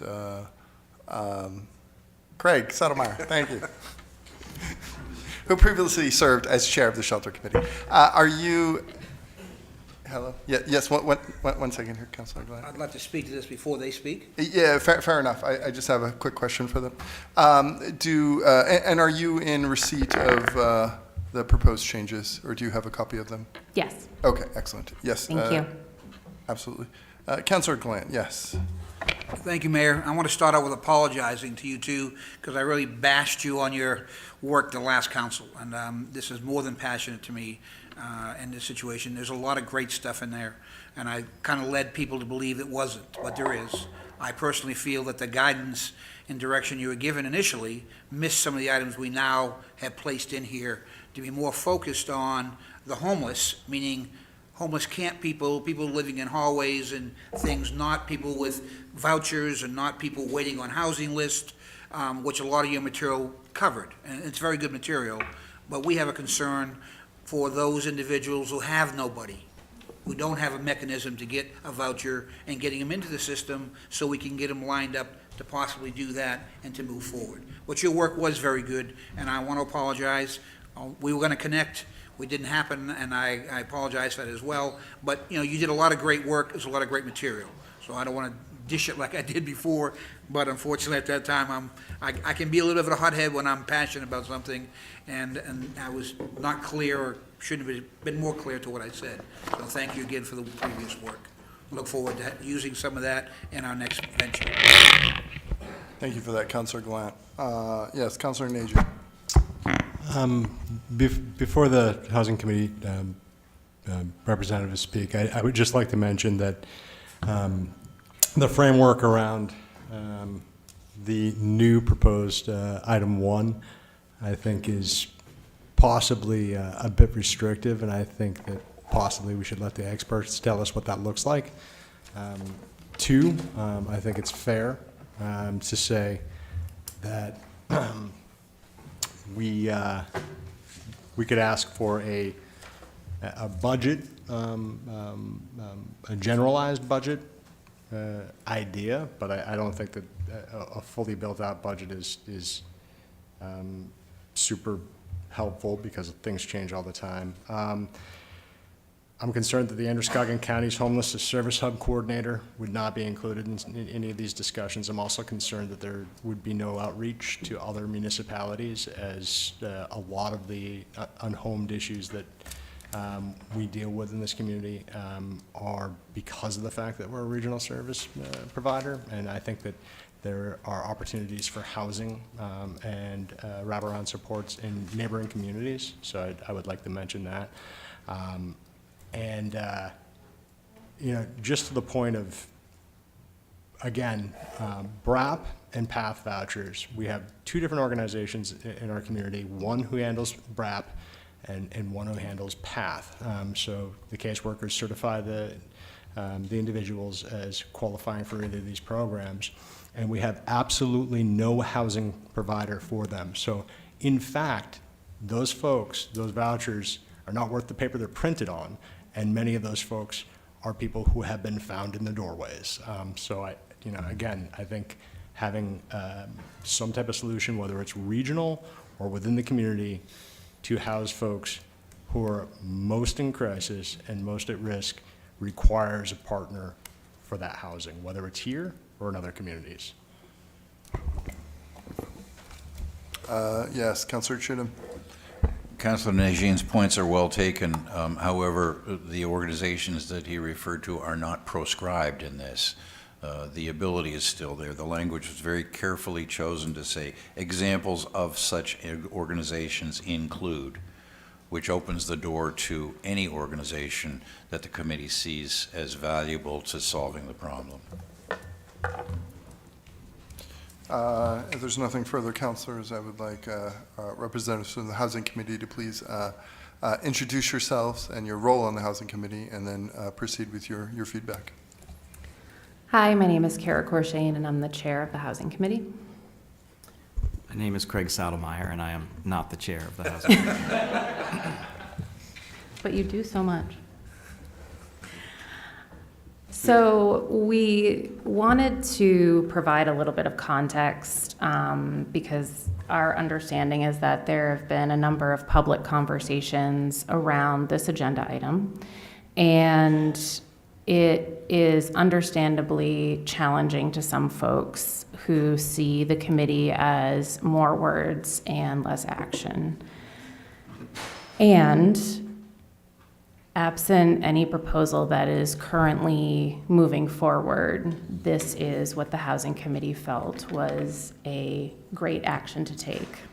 We know that addressing homelessness is a really complicated thing.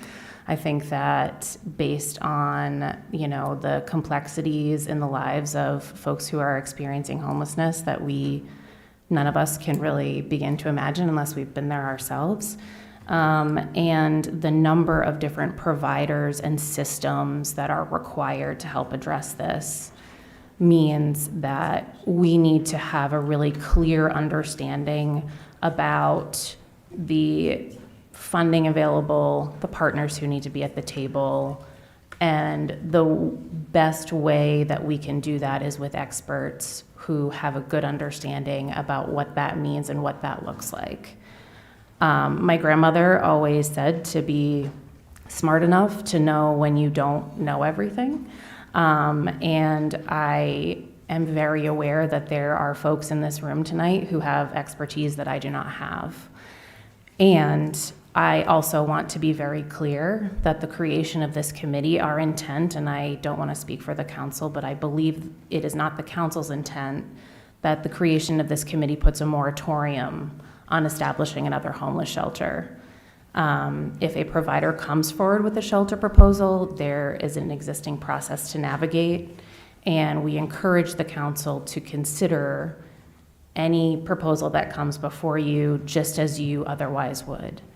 And I've talked with a couple of folks in advance of this meeting to hopefully make that clear. And, you know, one of the pieces that we wanted to make sure that we said when we initially sent you this memo in March was that we understood that we didn't perhaps have all the information about any particular proposal that might be moving forward or any particular work that was being done outside of our understanding. Our understanding was that there's a problem, we need to do something about it.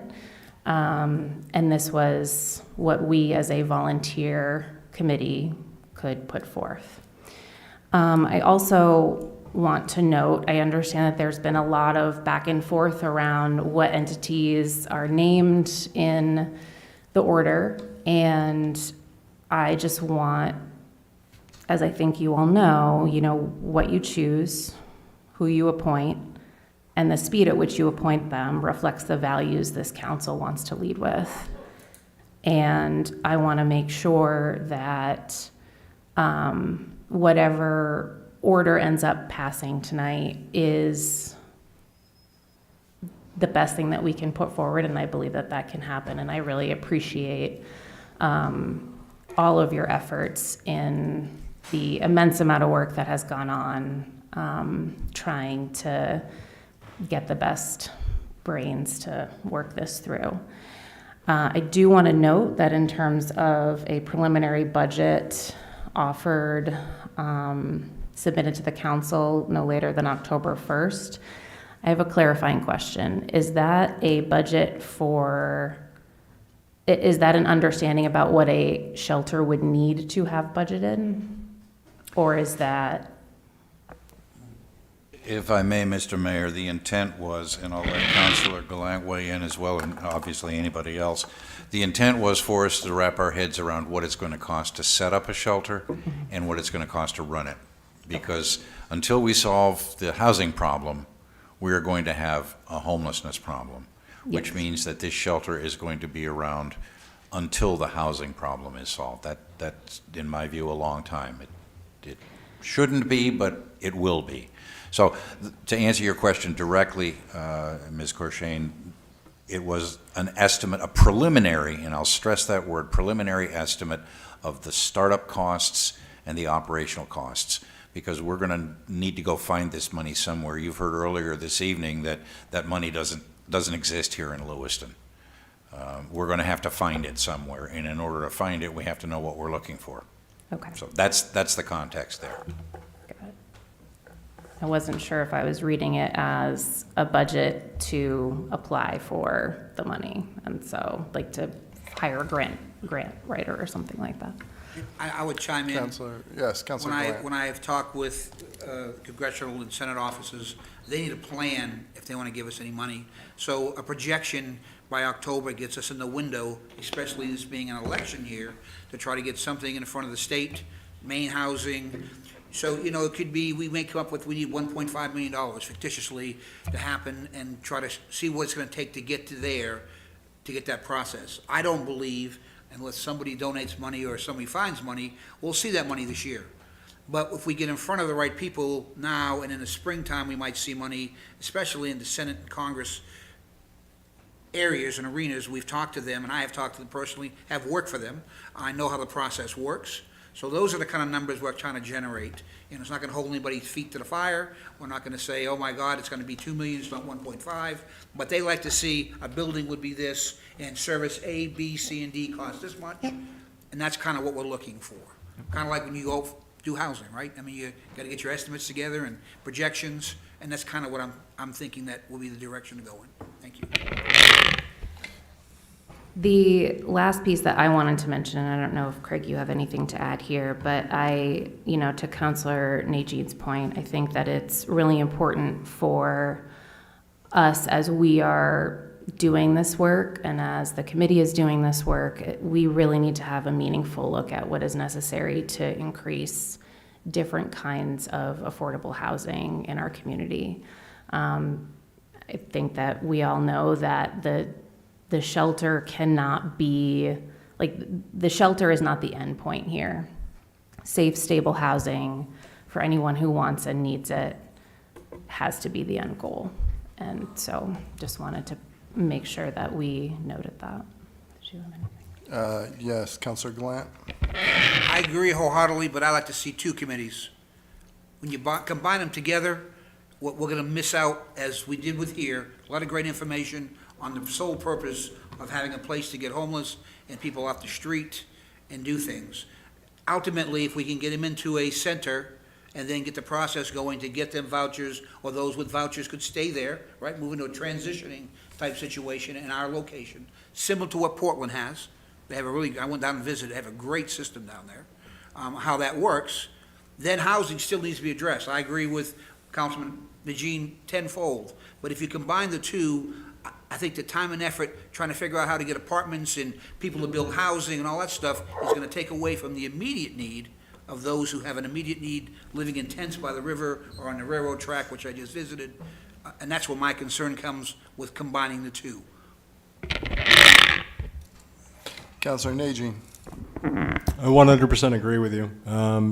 Just to clarify, when we're having the conversations, first of all, Maine Housing is the funding mechanism from the state in order to build out any of these solutions that answer the immediate needs of homelessness and then also the long-term needs. And so if you look at the model that Maine Housing used with Avesta in Portland, there is a shelter component to that, obviously. There's also a caseworker component to that where folks have wraparound services when they move into the housing. When you're proposing pieces that are of considerable funding, it's just good to have the people who are capable and knowledgeable about building out those housing solutions in the room. That's all I'm saying. And agreed, and I was not suggesting that we have, we add a number of other duties to this committee. I think they probably will have enough to do, but just having the understanding that that is the end goal and that is something that we should have in the back of our minds whenever we're having these conversations. So, Do you, yes, Mr. Sotomayor. yeah, I'll just add to agree with everything that's been said. I mean, one of the reasons the Housing Committee has done a lot on its own on the Can you subject. just move the mic a little Sorry, closer to you? thank you. I think the Housing Committee would like to focus on housing and would like the experts on homelessness, to focus on this particular task. And that is one of the many reasons why the recommendation has been made. And I want to add, the whole Housing Committee has not had a chance to review the latest amendments and discuss them, obviously, but I think I've read the amendments before the meeting and have heard them again just now. I think they're good. I think it's a great starting point. And I think that, what's really important is whoever serves on the committee is communicating well with the council about how it's going. Like it's going to be a very challenging, difficult task, and there's going to be a lot of moving pieces and a lot of variables and a lot of things that will probably come up that may not have been anticipated. And so what's important is that we have a good starting place. I think what's been proposed is a good starting place, and as you move along, you get reports on the progress that's being made, and then if anything needs to be changed about the charter of the committee, you can consider it at that time. But I think you've got a good framework to get going. Councilor Najin. And just one piece to fit into this as well. So currently, I believe there are 5 shelters that function in our community. Is that correct? 5 or 6? 6. All fit some form of service for the people that they're providing for. I in no way want to discourage anyone who wants to stand up any shelter solution in our community. The fact is, we have a charge, or I believe most of us believe we have a charge to answer this year, to put something up that will be sustainable in the long term. And as we have not had any proposals from community partners that are fundable in any way, or really not even aware of anything out there, we have to take these steps, because ultimately, even as we're looking at the fact that there is no funding for main housing for this cycle, we know that we're probably going to have to stand up an emergency warming shelter again this winter. And we need a solution that isn't contingent on emergency funds, that is something that actually changes the outcomes for folks that are most in crisis in our public. And so I just wanted to name that. I think it's important that other folks in the community who may be working on projects, please feel free. Nothing's going to stop you. And very possibly, those folks are invited, I think, to work with us as well in order to try to round out the shelter solution. So, yeah. Anything further? Councilor Harriman. Thank you. It's possibly a little off topic, but Councilor Najin mentioned the warming centers, and so we've had an emergency warming center the past couple of winters, and they've done amazing work. But I think if we can get in front of this and start planning now for this coming winter, we can take that and multiply it several times over, and do even more and help even more people. Yes, Councilor Chittum. Thank you. Thank you, Councilor Harriman. I, in my wildest dreams, don't imagine that we can have the shelter that's contemplated by this committee up and running in time for winter this year. That's just not doable. But to your point, a parallel track, and I'm not suggesting that this committee take on this responsibility. I think this is the council's responsibility to get ahead of this. I spoke in February when we were trying to set up the Calvary Church as an emergency shelter, saying it's shameful that the City Council in Lewiston is talking about setting up an emergency warming shelter in February in Maine. We need to be doing that now. Tonight is the final lap of a long and arduous process in establishing the budget for the next fiscal year.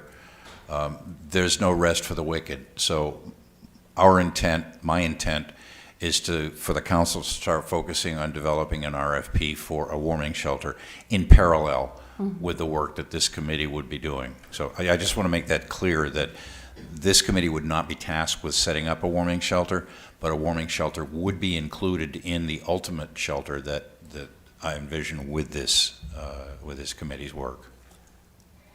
Yeah, no, I can appreciate that. This work to create a permanent shelter will take a while, undoubtedly. And so, yes, plans for a warming shelter this winter, yes, should commence very soon. Public comment for this agenda item. Matt Roy, Ward 3, 4 points. 2, I'm going to start with the establishment order. It's missing 2 things. Well, it's missing 1 thing, and I have an issue with another thing, to be technical. But there's a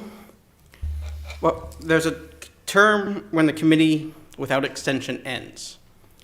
But there's no actual mechanism in the order to compel the committee, once established, to come back with a final report. We had this issue with the mayor's ad hoc committees last term. Of the 3 committees he established, only 1 physically showed up and wrote an actual report, and it's, well, ironically enough, the mayor's shelter committee. His economic development committee, his non-mayor co-chair, during general public comment, gave his report. That should never happen. So I call on the council to further amend this, to actually compel a written report as an agenda item. Second, I forgot what my second point. Well, there's 4 points. We already, okay, per ordinance, we don't need another committee. Per ordinance, you could charge the housing committee, the standing housing committee, to do this work. Oh, yes, that brought me back to what I forgot there a minute ago. Now I just forgot. Yeah. And as Councilor Jean knows from previous conversations we had, to the point about the overall housing crisis with homelessness, a year-round homeless shelter is not in itself going to solve the housing crisis. One, it's a legal problem, because in Canada and the U.S., in the last 80 years, so since World War II, there's been encoding pretty much everywhere. Until recently, there's been some changes, but we don't need another committee. There's no reporting back to council mechanism in the establishment order. And the housing committee could do this work. They want the council to pawn it to somebody else because they don't want to do the work further. Oh, yes, the mayor's committee. So this committee is going to last 3 months longer than the mayor's committee from 2 years ago, and there's a full report that they wrote. Do they really need the rest of the year, so 7 months, to do? That's time, thank you. Basically do rework that the last shelter committee did. Thank you. Further public comment for this agenda item?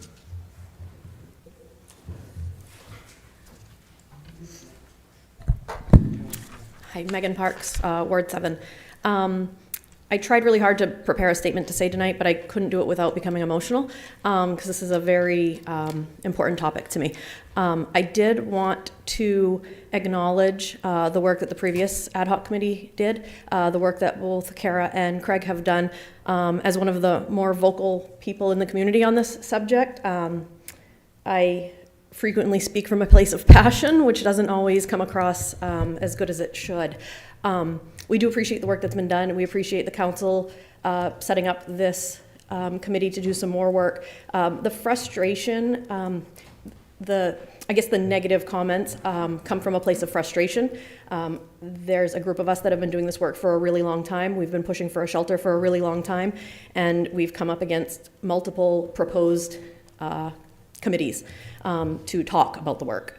And this goes back all the way to 2009 when the city, Lewiston and Auburn came together and a committee was formed, and it put out a wonderful report about how Lewiston and Auburn could address homelessness, and nothing came of that. And so the frustration is based on a very long history of talking about addressing homelessness and not actually addressing homelessness. I appreciate the addendums. I appreciate the fact that there are charges to actually get some work moving forward, and I hope that that's what really comes of this. I beg that that's what comes of this, because our community needs it. Since we closed the warming center not quite a month ago, 6 homeless members of our community that used our services at the Calvary Church have died, and that is a lot. And those are people that we sat down and had meals with. Those are people we know their life story. Those are people that we care about. And so for some people, this is an easy subject to just, they're talking about it again. It's not a big deal. There's a homeless person on the corner asking for money. I'm going to avoid eye contact. There's a lot of that in this community. But for those of us that are passionate about this work, they need a place to go. They need a 24-hour shelter. They need those services. They don't want to be on the corner making you uncomfortable. They want to be indoors. And so I appreciate the work that this is proposing, and I hope that this results in what we all want. Thank you.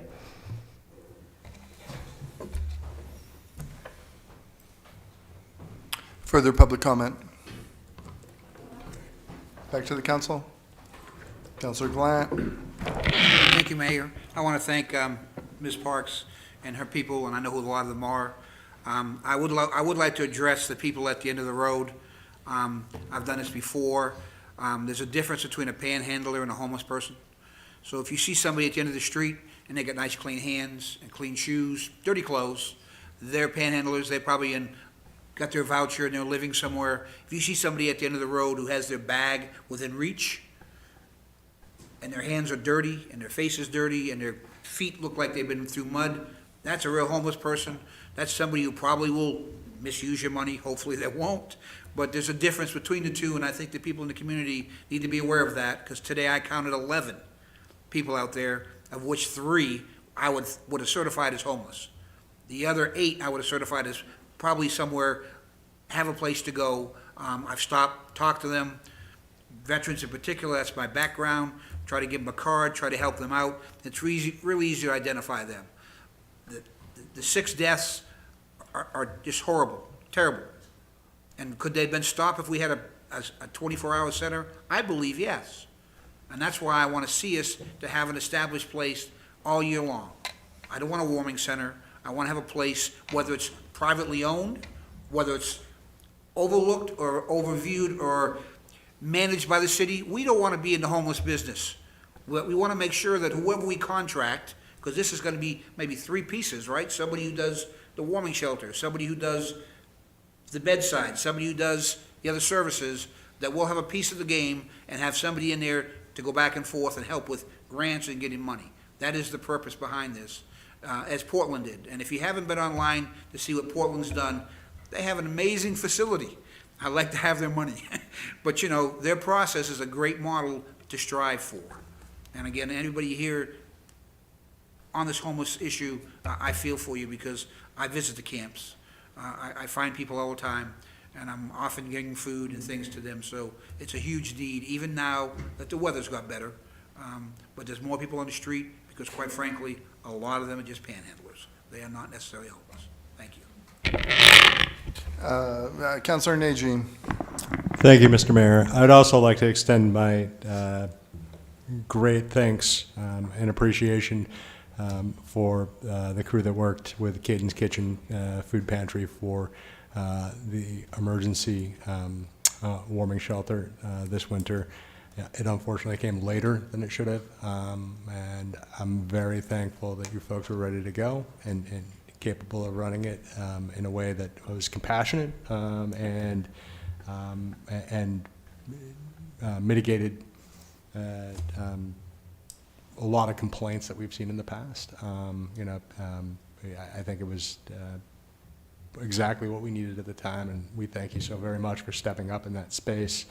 And I would also like to say that no matter how we look at this, ultimately the services that we need in our community and the community partners that we need are often vacant. And when I say that, I'm talking about access to mental health services, access to trauma counseling, access to SUD treatment and rehabilitation. These are not built-out services in our community that are fully functioning as they are in other communities. So, you know, it might be fine from 7:30 to 4 Monday through Friday if it's not a weekend, but this is part of building out fully wraparound supports in order to keep people alive and not just alive but thriving. So. Anything further, Ms. Gorshane or? One second. Councilor Roy, did you have something? Thank you, Mr. Mayor. This is very emotional, and I do work with the homeless population, and I thank everybody that does. 1 death is too much, and I'd really like to expedite this with the goals that we need to move people forward and getting out of the homeless system. So, yes, I'm in favor of the proposal right now. Yes, I appreciate the work that Katie's Kitchen did over this past winter.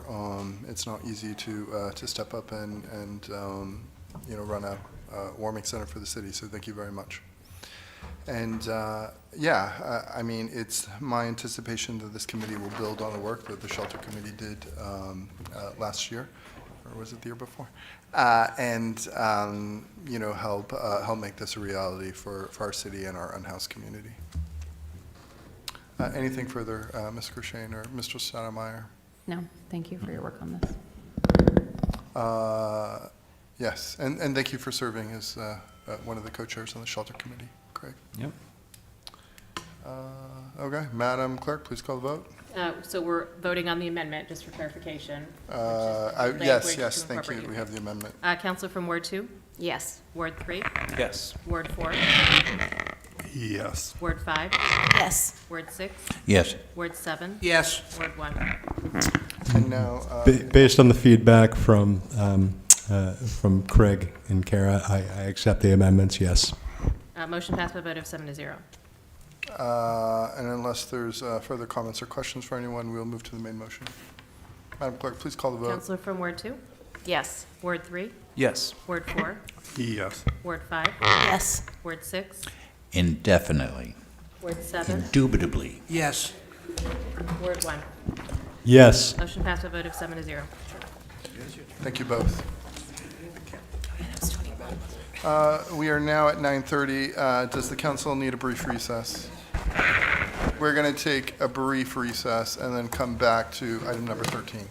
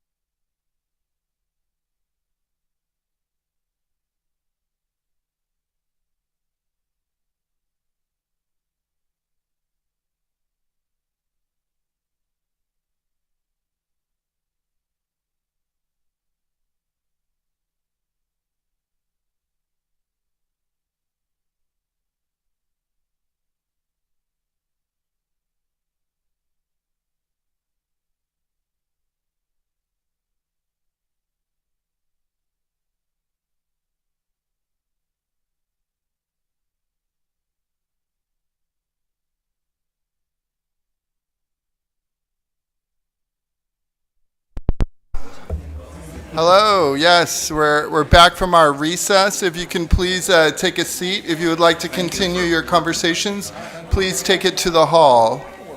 Thank you. Madam Clerk, what agenda item are we on? Item 14. I'm sorry? Item 14. Please proceed. Item 14, resolve, making an appropriation for municipal budget year 2025. Requested action to approve the resolve, making an appropriation for municipal budget year 2025. May I have a motion, please? Councilor Najin. Mr. seconded- Mayor, I move Yes, to thank you. approve the motion. Thank you. And seconded by Councilor Chittum. Director Roy, would you care to explain what you printed out for us? In front of you is the city council resolve for the budget. The first two, the first paragraph changed per the request and increased for that additional 15,413, making the expenditures 64,754,992 for the city.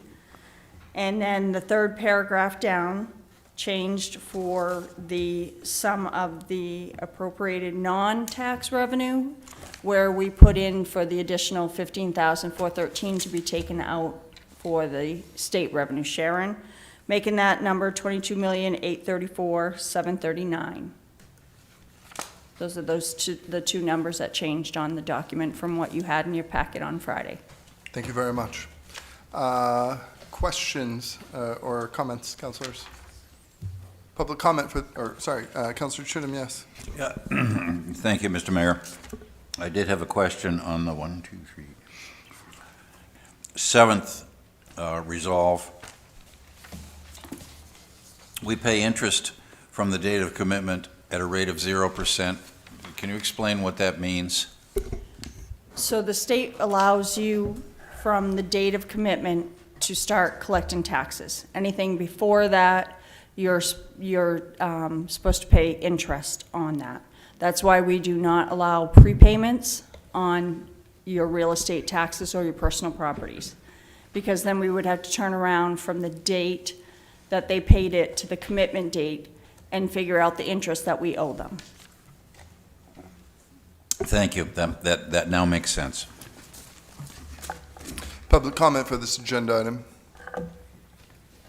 Back to the council. Madam Clerk, please call the vote.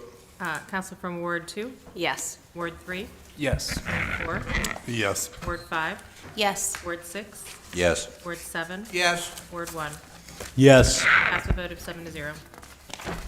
Item number 15. Item number 15, resolve approving the fiscal year 25 budget for the Lewiston School Department. Requested action to adopt the resolve approving the fiscal year 25 budget for the Lewiston School Department. May I have a motion, please? So moved. Councilor Glant, Second. second by Councilor Chittum. Discussion. Public comment. Megan Parks, Ward 7. Today is Teacher Appreciation Day, so I just wanted to acknowledge that, acknowledge our hardworking teachers in Lewiston, and say, please pass our budget. Thank you.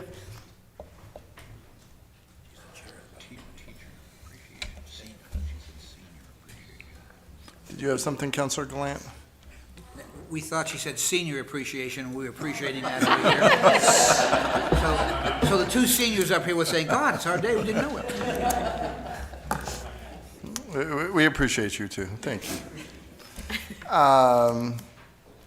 Okay, further public comment. Superintendent Langless, I don't mean to put you on the spot. Would you like to say anything? And back to the council. Councilor Harriman. Yes, as the council representative to the school committee, I just want to thank school administration and the entire school committee for all the hard work they did with this budget. You know, there were hard cuts to be made, and we wish it could have gone down even further, but it just would have been cutting into positions and things that we really need. So thank you, school committee and school staff. Councilor Chittum. I will second that, although I'll say I wish it could have gone up even further. I would like to fund education to the maximum extent possible, but we do reach that cap where it's just completely unpalatable to do so. So the only difference I have with Councilor Harriman is I wish we could have authorized more. Councilor Najin. And again, I just want to repeat, it's been my mantra. If the school committee can find efficiencies, I'm not school committee, but if you can find efficiencies, please use them. Ultimately, it is a considerable increase as far as the mill rate's concerned, and I think it's important, and I think we need to do it. But I also am concerned that if nothing appears changed, then that will be a challenge for the taxpayers. So, thank you. And yes, Councilor Chittum. Yes, I would be remiss if I didn't point out that a good chunk of this budget is outside the control of the school committee and the city council. It was dictated to us by the state, who required some changes in the funding formulas for special private education. That is an enormous hit, which is borne by the taxpayers of Lewiston, imposed on us by the folks in Augusta who changed the rules and changed the laws. So I just wanted to make that point clear. Councilor Gallant. Not supposed to move my mic because it makes a lot of squeaking noises. Thank you, Mayor. I want to agree with Councilman. You know, they're unfunded mandates. Okay, that's what this budget's about. And if you really want to look into it, talk to your legislators in Augusta, because they're saying, well, we don't want to pay for this no more. Let the city do it. That's called an unfunded mandate, and we have a bunch of them this year affecting our school department, and it's only up to you citizens who are going to vote in November to help make that change to get the word out there. Thank you.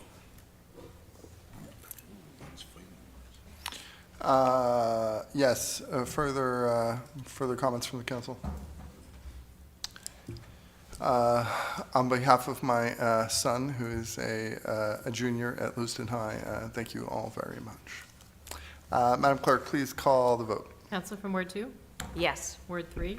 Yes. Ward 4? Yes. Ward 5? Yes. Ward 6? Yes. Ward 7? Yes. Ward 1? Yes. At the vote of 7-0. Item number 16. Item number 16, resolve, making an appropriation for the special revenue funds for municipal budget year 2025. Requested action to approve the resolve, making an appropriation for the special revenue funds for municipal budget year 2025. May I have a motion, please? Councilor Chittum, So moved. seconded by Councilor Longchamps. Councilor Chittum. The second resolve in this resolve is identical to the 14th resolve on item council packet number 20. Is there some reason that we're duplicating our efforts here?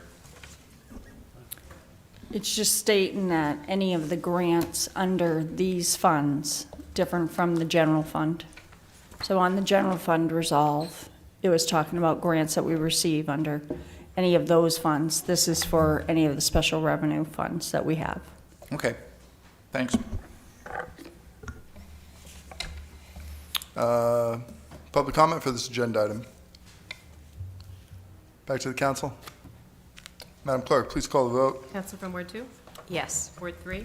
Yes. Ward 4? Yes. Ward 5? Yes. Ward 6? Yes. Ward 7? Yes. Ward 1? Yes. At the vote of 7-0. And with that concludes the votes on the city's budget. I want to thank the councilors for all their hard work. Director Roy and all the city staff, all the department heads, thank you very much. I know it's been a lot of back and forth and a lot of long nights, and our night here is still not over, but right now the budget is, so thank you all. Item number 17. Item number 17, amendments to the city's personnel policies, policy manual number 22. Requested action to approve the proposed amendments to the personnel policies, city policy manual number 22, as recommended by the Human Resources Director and the city administrator. May I have a motion, please? So moved. Councilor Chittum, second by Councilor Harriman. Administrator O'Malley, would you, oh, whoa, sorry. As it turns out, we have a Director of Human Resources. Director Terrio, please kick us off. So this is the same policy that was brought forth during the previous workshop. So again, this is looking to catch our municipality up with other municipalities by allowing our staff to work occasionally and situationally when it best meets the need of the city, as well as the staff to work remotely. Councilor Chittum. Yes, I just want to thank Director Terrio for what I'm sure must have been a number of needles that needed to be very carefully thread to develop this policy. I appreciate that there was a lot of work that went into it, so thank you for that. And I really think that this puts us in a good position for the future. Remote work, hybrid work is here to stay. A lot of people, a lot of managers thought it was over. I never did. We're not putting, I don't know what synonym or what analogy I'm trying to use here, but that's never going back to the way it was. And so I think this is a recognition of that, and it will help with, I think it will certainly help with retention and recruitment. So, yeah, thanks for all your hard work. Councilor Glant. Thank you, Mayor. I too want to thank you and look forward to seeing some more changes to get us more modernized here in Lewiston instead of being so far back in the future. Thank you. Councilor Najin. Just really quickly, I would really prefer if you hold your comments until at least all of the councilors had a chance to speak once. It's in our council rules on conducting meetings. And also, Director Terrio, I want to thank you very, very much for your hard work, and also for being willing to bear one more year on a short staff. Thank you. Public comment for this agenda item.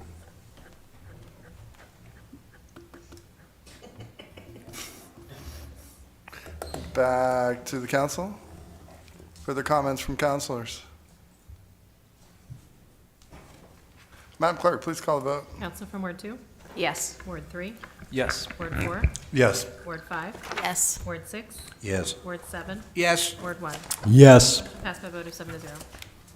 Item number 18. Item number 18, amendments to the city policy entitled Appointment and Promotion in the Fire Department, City Policy Manual Number 29. Requested action to approve the proposed amendments to the city policy entitled Appointment and Promotion in the Fire Department, City Policy Manual Number 29, as recommended by the Human Resources Director and the Fire Chief. May I have a motion, please? Councilor Chittum, So moved. seconded by Councilor Sol. Director Terrio, please kick us off. So the revisions for the fire promotional policy that's in your packet are to give the firefighters longer lengths of time to sign up, to study, and then specific dates to take the exams so that if they want to plan a vacation, they're not trying to catch a flight right after their exams. Most of these revisions were brought to me by the fire union directly, so we just took out all the ambiguity in the language. Comments from councilors? Councilor Chittum. Is this within the union contract, or is this a city policy manual? It's a city policy. It's a standalone policy. Thank you. And you said that they brought these changes to you? Yeah.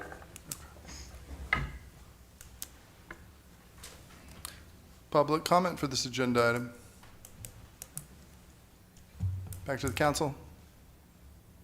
Madam Clerk, please call the vote. Council from Ward 2? Yes. Ward 3?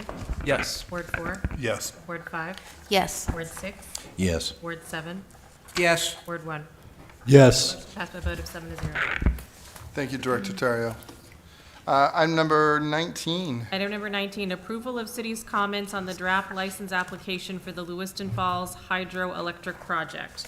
Requested action to approve the city's comments as part of the draft license application for the Lewiston Falls Hydroelectric Project and to grant authority to city staffs to sign off on the joint comments and study request being submitted to the Federal Energy Regulatory Commission. May I have a motion, please? So moved. Councilor Glant, second by Councilor Chittum.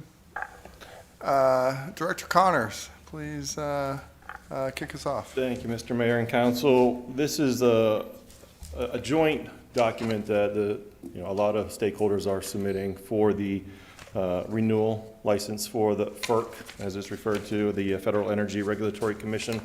The license is about it can be a 30 to 50-year license. So this is basically a dream list, if you will, a dream sheet of things that we would like to see done to the dam and to the surrounding area. We've been working with Public Works. Director Gagne has been a wealth of knowledge, and if you've got a lot of questions regarding this, he's here to help me out as fairly new to this. But we're basically asking you guys. We've given you guys some of our recommendations. The Planning Board has given you their recommendations. We have a few items in there that are joint recommendations between Lewiston and Auburn. And we're basically looking for your approval of those items. If there's anything that you guys would like us to add to it, that we can submit it with the document, with all of the stakeholders to the licensing at FERC. Thank you, Director Connor, and I apologize for inadvertently adding an S to your last name. At this point, I'm anticipating some questions. Can I get both of you to join us here at the front?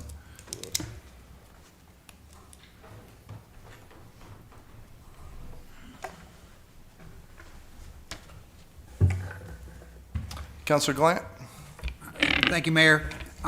What is our timeline? When do you plan on coming back to get our info? Do you want us to send you a list? I believe deadline to submit is by May 20th. I believe it's the deadline. That is correct. We're here, so you do have some time, and we can try to, but we don't want to expedite it, but we've got a little bit of time. Thank you. Councilor Chittum? The citizen questionnaire that was sent out, the deadline on that was yesterday, I believe. Is there any opportunity for after-the-fact submittals? After the fact submittal, so we've taken the information that we've gotten from the community. We've shared that in email. Did you guys get copies of that, or do you need printed copies? If so, I have that. But are you referring to after the fact submittals from the community? Well, I'm trying to save my skin here, Director Connors. My wife gave me her filled-out copy of the application form. I said I would submit it, and then I noticed that the deadline was yesterday. The deadline was yesterday for that survey. If there are other comments prior to the deadline, then we can get those submitted, absolutely. Could I, in good faith, give you that particular survey now and say that I've delivered it, and then it's on you instead of on me? I'll bear that burden for you, Councilor. Thank you so much. The only other comment I have, and to be very honest with you, I have not read every word in the document, but I did notice that Hartbrook is misspelled in the memo from you to Mayor Shalin and us on dated today. It's H-A-R-T. It's not the human organ. Hartbrook, H-A-R-T. Duly noted. Thank you. Specifically, number 5, develop a seasonal portage launch in Veterans Park. Have we checked with the LA Veterans Council about that idea? I don't believe that has been brought up with them yet. We've spoken with some of the other stakeholders, but that is one that we'll definitely have to reach out to. If, yeah, I would like to, I guess, put that forward. I realize that the city probably technically owns the park, but has really been entrusted to our veterans, honors them, and I wouldn't want to do anything in that park where we didn't run it by the Veterans Council. Absolutely. Thank you. Further comments from the council? Councilor Najin. The two things that I've brought up a few times, and I want to just reiterate. Lowell Street, some type of a OC container in order to keep the runoff from coming into the top of the Brookfield Dam. I don't think it's the backflow dam. I don't think it's much to ask for infrastructure. So just want to bring it up again. And then the portages that currently exist, there hasn't been funding from Brookfield in order to maintain those portages. Is that correct? So right now, Deer Rips Dam, that portage is bad condition, not very clear. So I think any of the portages within the areas between Lewiston and Auburn, there should be some commitment to funding the improvements there in order to make them more usable. Shouldn't be much to ask for a company with, the capacity that they have, especially since we can't go back for 40 years. Councilor Najin, where did you say the portage was in disrepair? Deer Rips Dam, the portage is not, it's in very poor condition. And also, there is no portage around Great Falls currently, so unless you want to take West 8th Street, which we used to do back when we ran the Ironman, but. Thank you. Yes, Councilor Chittum. Yeah, just a clarification from Councilor Najin. Are you talking about establishing funds for ongoing maintenance, or are you talking about having a one-shot repair? I would advocate saying let's set aside some money, or ask Brookfield in the relicensing to set aside money so that we or they can continue to maintain these portages for the next 30 or 5 or 40 or 50 years. I would agree with that 100%. I think stewardship funds for public amenities are very important. That's how we continue to fund them, so, yeah. So in drafting this document, we met with a bunch of different stakeholders, and we had the opportunity to meet with some former FERC employees and had license experience. And typically asking for funds is not really they're not really going to pay us and set it aside. But if you ask them to perform something to a certain level, that's better received, and as well as push forward with FERC and those type of support. So I think that's the direction we probably should go, that would accomplish the same thing, but we don't have to worry about receiving money and how we're going to spend it and that type of deal. Thank you for that, Councilor Chittum. Yeah, could I formulate that and say that we would expect then, or request, a periodic report on the condition of the portages and any remediation maintenance that would be necessary? And that puts the burden on them, and it keeps us informed on whether or not they're complying with the request, provided it's authorized or required by FERC. So I'll leave it up to you to figure that out, whether a year, 5 years, or what, but some kind of periodic reporting on the condition of these portages, and then a commitment to maintain them in good, usable condition. Thank you, Councilor Najin. Further comments from the council before we go to public comment? Public comment for this agenda item. Back to the council. Councilor Harriman. Thank you. I'm glad to see that more water coming over the falls is included in here. I think that there should definitely be a minimum required to keep those flowing, even if it perhaps cuts down on some of the power generation. Just having some kind of a minimum there is really, for the aesthetic appeal, would be good. And if I may, Councilor, you've seen the two different, the planning board had one recommendation of what we thought at the time was quite a bit. But then when we had our joint meeting, I think the number of 40 a year was thrown out there. So we're aiming high for as much as we possibly can for the aesthetics and for the recreation. Okay, thank you. Councilor Najin. Just out of that, really quickly, that's not accidental overflow based on the river height, right? That you can't count that as like we couldn't hold the water back, therefore it's one of the days. These are requested purposeful. Perfect. Okay, just double checking on that. Councilor Chittum. I forget, thank you, Mr. Mayor, I forget where I read it, but I like very much the idea of evaluating lighting the Jenkins Bridge and the falls. We had a joint meeting with, informal meeting with the Auburn City Council, and you were there. And one of the topics that was very favorably reviewed was let's get some excitement around the falls and the Jenkins Memorial Bridge. So if we could get Brookfield to evaluate that, great. So I'm all in favor.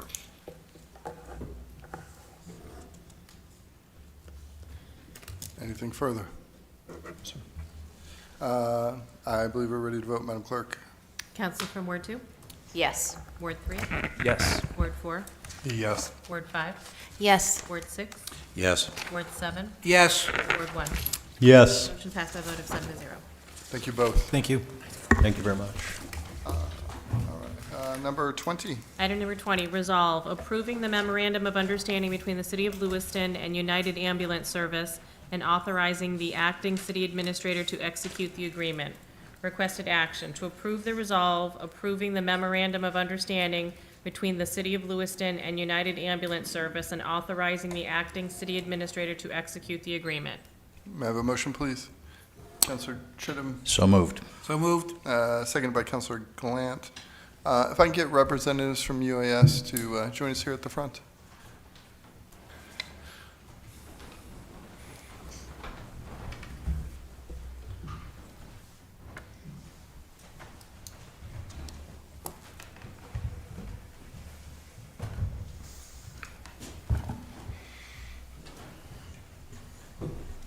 If the three of you could please introduce yourselves, and you'll have to, I think you can move the laptop out of the way just a little bit, and so that way you could share the mic.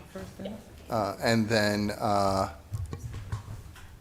we're going to have to speak close into the mic. Okay, if the three of you could please introduce yourselves, and then, kick us off with a brief introduction, and then we can go from there. Thank you. I'm Paul Gosselin, the Executive Director, United Ambulance. Maria Higgins, the accountant for United Ambulance. Dennis Russell, Operations Manager. Great. We met with the committee, the council, maybe 3 weeks ago, and we requested that the amendment, we requested an amendment to the MOU in a sense that we were looking for an adjustment to the $100,000 per year, which was basically a retraction from any state money that came in. And we received $200,000 from the state, which in essence would cause the agreement to give us $100,000 back. When that agreement was first set up, it was basically based on a sense that it was more of a grant with the ability to kind of make more money. And really, that was a misunderstanding. That wasn't the case. Basically, there was 2 bills that were provided last year to the legislator. There was a $64 million bill and a $32 million bill. The $60 million bill did not get through. The $32 million bill did get through and was tasked with providing funds to EMS services throughout the state based on needs, because as we explained last time we met, the industry in itself is going through very tough times with reimbursement and an antiquated reimbursement system. So part of the agreement was that if the state would provide money to us via any of these programs, based on the money that we had in the MOU, we would cut that amount in half. So the projection for this year would be a $200,000 payment from the state, which would require us to give $100,000 back per the agreement. And we asked the council to consider not giving that $100,000 back because of one, there is no way, it's not a grant, we can't make any more money through it with it, and our financial situation still is not in the black. So we did that. And then when we did meet with you, I think it was suggested that the council needed more information. And we want to be very transparent. We invited the council to attend. Council Harriman and Council Chipman came to visit with us a couple weeks back, sat in my office, and we gave them a tour of the facility, went through a bunch of questions and explained to them exactly what we do, how we do it, and the information that we have. I want to remind the council as well that as part of that agreement, Administrator O'Malley is a part of our board. So he sits on our board meetings, and so we're really transparent in a sense that he is a good representation for the amount of money that it's actually going through our company, because he's at a board level. He's at the same level as my board members from both hospitals. So we ask that you consider amending that agreement and retracting the $100,000 that's in that. Thank you. Yes, Councillor Chittum. Thank you, Mr. Goslin. Good to see you, all three of you again. I was educated by your tour and our discussion. Appreciate it very much and have a better understanding for the difficulties and the problems that UAS in particular and perhaps all ambulances service are facing today.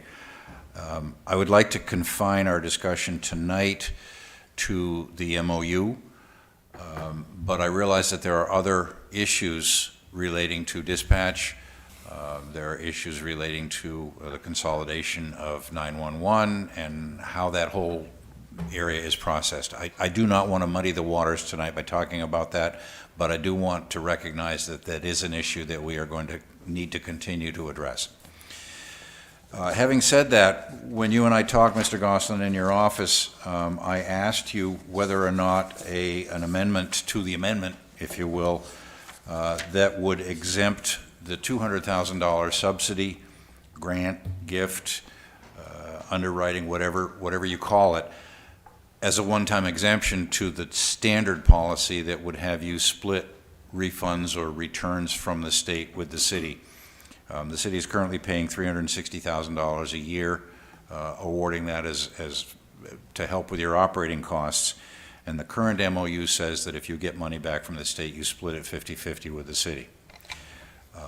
Our discussion was that I would propose that we exempt the $200,000 that you have already received, but we keep the current MOU in place that would require future reimbursements, subsidies, grants, et cetera, from the state to be split 50-50 with the city. I understood you at the time to say that you were in agreement with that, and that was acceptable. Correct. So I would then like to move an amendment to the motion that's on the table. Do we have a second for that Second. amendment? Sorry. I have to tell you what the motion is first. Please continue, Councillor Chittum. Thank you. The amendment would be to take the original MOU, not the one that's proposed tonight, and amend it in Section 3, and the clerk has this language, by inserting, quote, the $200,000 subsidy received by UAS from the state of Maine in fiscal 2024 shall be exempted from this subtraction provision.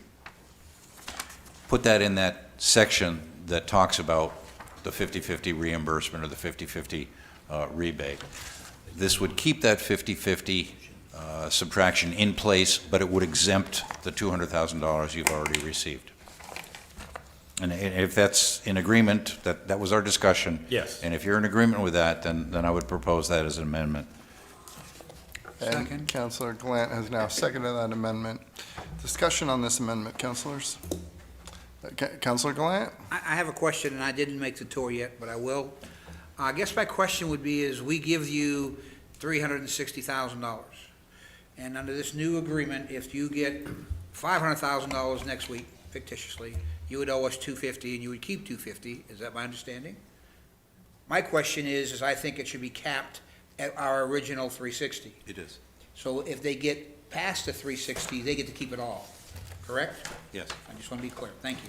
No, that's in the original agreement, that the 50-50 rebate applies only up to the initial contribution from the city. So that if you were to get a $700,000, $800,000 from the city, from the state, I'm sorry, it's getting late, you would then, under the MOU, be obligated to return $360,000 to us. Is that your understanding? I just want to make one correction. For this past fiscal year that we're discussing, we received $260,000 from the city of Lewiston, not $360,000. We will be receiving $360,000 in years to In the come. future. So, in fact, what will have occurred is that we got $360,000 this year because we didn't rebate. Thank you. Yep. Thank you for that clarification. Councillor Najin? Well, I apologize for disagreeing, but I do want to muddy the waters a little bit. At this point, we have a motion on the table. Yeah, I know. I'm talking to that point. Thank you. Okay. I would not accept that amendment unless that $100,000 that we were that we were exempting was used to contract services through the Lewiston Auburn Poland 911 Center for your dispatch. Simply the self-reported numbers I'm not comfortable with, and the service level I'm not comfortable with after several constituents have reached out multiple times. And so by contracting the dispatch services through the Lewiston Auburn Poland 911 Center, we would have numbers that aren't self-reported. Yes, Councilor Glant. Thank you, Mayor. I would like to disagree with Councilman Najin. It's not our job to tell them how to spend their money. Yes, Councilor Najin. It's not their money, it's the taxpayers' money.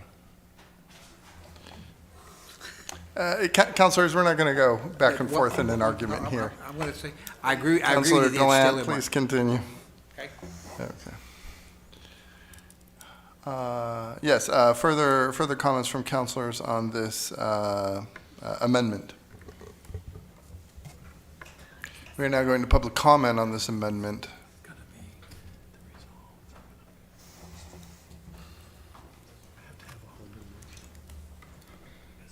Rick Kai, President of Professional Firefighters of Lewiston, Maine. I ask you to really pay attention what I'm about to read because the water's going to get very muddy. I only have 3 minutes, which seems unfair considering the importance of the matter. First off, we have no financial benefit in this endeavor. We only want the taxpayer to get value for their tax dollar. More importantly, that Lewiston have quality EMS, which is extremely unpredictable. Secondly, we do not want to run UAS out of business. As a council, you have heard this message from us on a repeated basis. Thirdly, I'm disappointed our offer to help improve EMS has been ignored. Mayor Shalene, your lack of response or effort is concerning. Your leadership has been absent. Tonight's council packet is a letter from Mr. Gosselin that states, and I quote, "At this time, I am formally asking to amend the agreement to eliminate the 50% reduction as agreed. I asked for this change for a number of reasons. Initially, the agreement was understood to be a grant with some ability to receive more money from the state. This is not the case, considering one-time payment with no way for us to get additional funds through any grant programs." Close quote. That letter is dated April 11th. On April 3rd, 8 days prior to this letter being sent to Brian O'Malley, at the monthly state EMS meeting, which was recorded and attended by UAS Supervisor Dennis Russell, item 6B, Maine EMS Director has an update on his first 2 months in the position. At this time, attendees were made aware that additional funding was coming. Yet 8 days later, the city is told in writing there is no more money. At the May 1st Maine EMS meeting, attendees were informed that a larger part of the grant process, the sustainability portion, will be rolled out late summer, early fall. I might add UAS Representative Dennis Russell was again in attendance. Less than 1/3 of the $31 million in funds have been expended, and it expected that the grants will either be lump sum over 3 years, yet UAS wants the taxpayer to essentially pay twice. State money is taxpayer money, it's not free. More money is coming, and I find it hard to believe that UAS was never aware of this. And there's more. Chicken or the egg? What came first? Either when UAS signed the contract with the city or their grant contract with the state, they were made aware that rebating grant money violates the state grant. They can't give you the money back. They know that. They have to know that. They signed a contract. That's in state law. As a condition of receiving funding under this subsection, an emergency medical services entity meeting the requirements of paragraph A must enter into an agreement with the Maine Emergency Medical Services. In-kind donations. The funding shall only supplement existing funding sources and not replace them. Elected leaders protect the citizens and the taxpayers, renegotiate the entire contract, and take into account future money they will receive from the state. Provide accountability, streamline the dispatch process. Yes. Mr. Mayor. Yes. If you can wrap up your comments, that would be great, Really? Captain. I got about 30 seconds left. I'm not an auctioneer. Ensure the citizens are protected with appropriate service. Poor communities deserve EMS response. No reason why Auburn residents have a better chance of surviving a medical event. We told you we cannot dance by ourselves, and the past few months have been frustrating. Doing the right thing should not be so hard, but the citizens have always supported us. This time it's our turn to return the favor. We have no money involved in this. We don't want to put UAS out of business. We wanted to work with the city. I did not want tonight to happen. But if you don't answer me, what am I left to do? Thank you. Thank you. Further public comment? Back to the council. Councilor Sol. I just want to be clear what's on the table at this point. Is it Councilor Chittum's amendment? That is correct, yes. Madam Clerk, do you mind reading the amendment for us? Thank you for asking the question, Councilor Sol. We were having some questions over here as well, so I welcome the opportunity for clarification. So the motion is, the main motion is to approve the resolve that's printed in your book. And then Councilor Chittum, seconded by Councilor Gallant, have made an amendment, and please correct me if I'm wrong, but basically the last phrase in the resolve where it says the city council approve the amended memorandum of understanding, the amendment would be to maintain the original memorandum of understanding,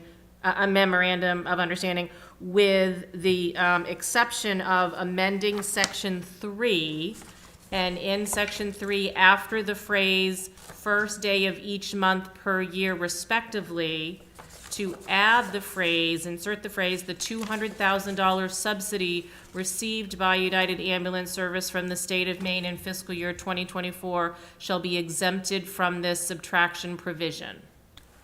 Excellent, okay, thank you. So Councilor Sol, it would be to adopt the resolve, but the motion before you is to amend the resolve. And again, the very last clause in the resolve where it has the word amended, to remove the word amended and to put in its place, put maintain original, and at the same time simultaneously to amend the original section 3 regarding the clause I just read regarding the $200,000 subsidy.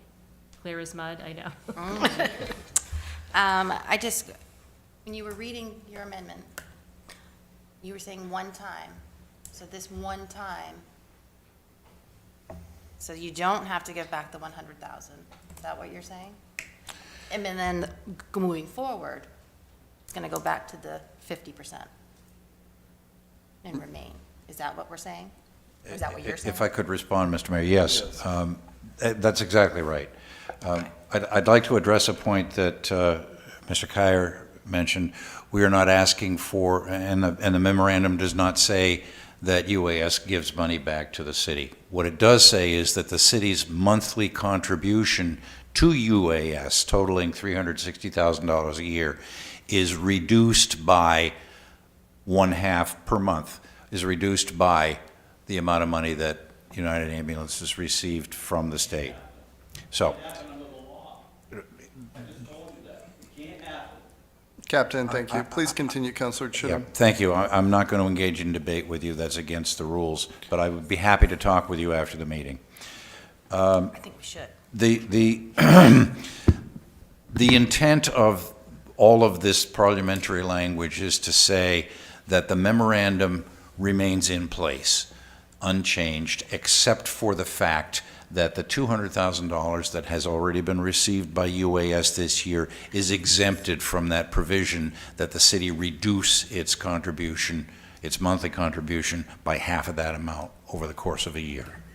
Does that answer your question? Yeah, It is a one-time deal. I love that it's a one-time deal.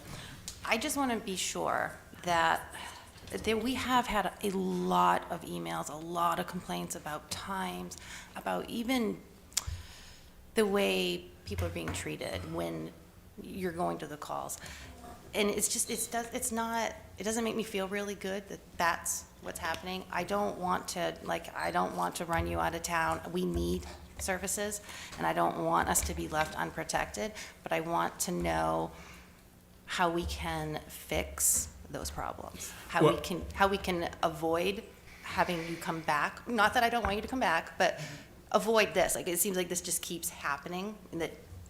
So I just want to know how that, I know that things are more expensive and inflation, just these are really big numbers. Right, and I appreciate that, thank you.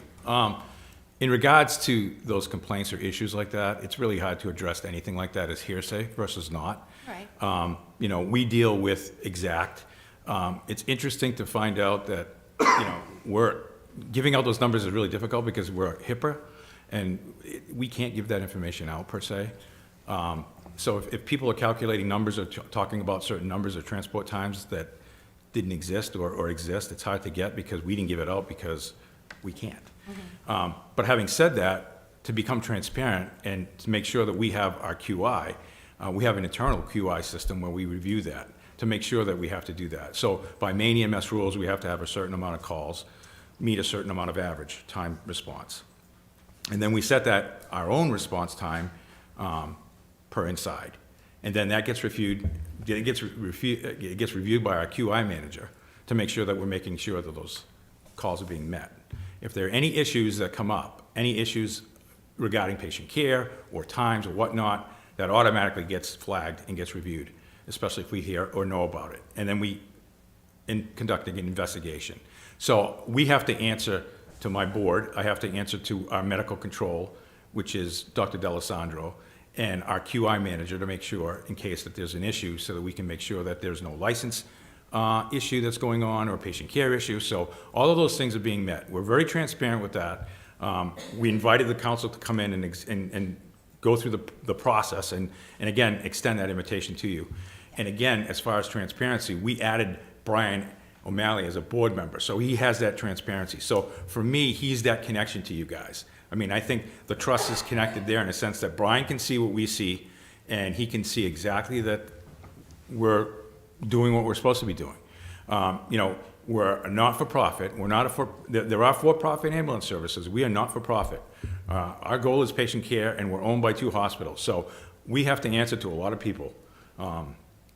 And we need to meet those numbers. So am I saying that there aren't issues that didn't come up? Sure there are. I'd be remiss if there weren't issues that happen. But when we do find them, we work to correct them. And again, we're very transparent with that. Our deal with the city, and I extended that to the 2 council people that came to talk to us, I view this as a partnership, not so much as an MOU in that sense. We're here to work with you. We're here to provide the best patient care that we can. If there are complaints, if there are issues, please contact us. We will look into them and make sure that they don't happen again. And again, I extend the invitation to all of you to come visit and work with us. So we're not looking for the one handout and see you later. That's not what we're doing. I appreciate that, and I'm sure you are trying to do everything you can. You know, just like Councilor Najin said, you know, we've just had a really big budget, and we've had to do a lot of hard cuts, and I feel like we've added tools to the tool belt, and now we just want to see results. And so I would like to hear some more good things come our way. So, thank you. Okay. Councilor Najin. Just to check, Councilor Schutt, I'm assuming my friendly amendment was not considered, correct?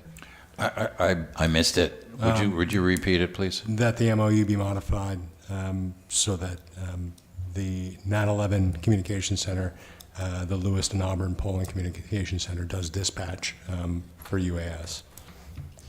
No, I'm sorry. I do not accept that. I think it's a separate issue that needs attention. But as Councilor Gallant said, I don't think it's our business to tell UAS how to spend its money. So I appreciate the thought, but I can't add that as a friendly amendment. At this point, unless there's anything further from the councilors or representatives from UAS, I would like to vote on this amendment. Yes, Councilor Najin. I just wanted to mention that the acting administrator sits on your board as an observer. He's not a board member, correct? Correct. Okay. Madam Clerk, please call the vote for the amendment. And do you mind reading the amendment one more time for Sure, us? absolutely. Thank you. The amendment is, and so just, I'm going to tie it back to the resolve, because the main motion is to adopt the resolve, and the motion on the floor is to amend the resolve by the very last sentence that says that the city council approve the amended memorandum of understanding. The amendment is to remove the word amended and insert maintain original MOU, with the addition of amending the original MOU in section 3 by inserting a new phrase entitled or labeled as the $200,000 subsidy received by UAS from the state of Maine in fiscal year 2024 shall be exempted from this subtraction provision, and to insert that phrase after the existing phrase, first day of each month per year respectfully. Councilor Chittum, is that Yes, thank you. as And intended? yes, and I do want to express my sincere apologies to the clerk. Had I done my homework the way I should have done it, you would not have had to make that leap from resolve to MOU, and I appreciate your doing that on the fly. Thank you very much. Sure. So that is the amendment before you, Mr. Mayor. Please call the vote. Counselor from Ward 2? Yes. Ward 3? Yes. Ward 4? No. Ward 5?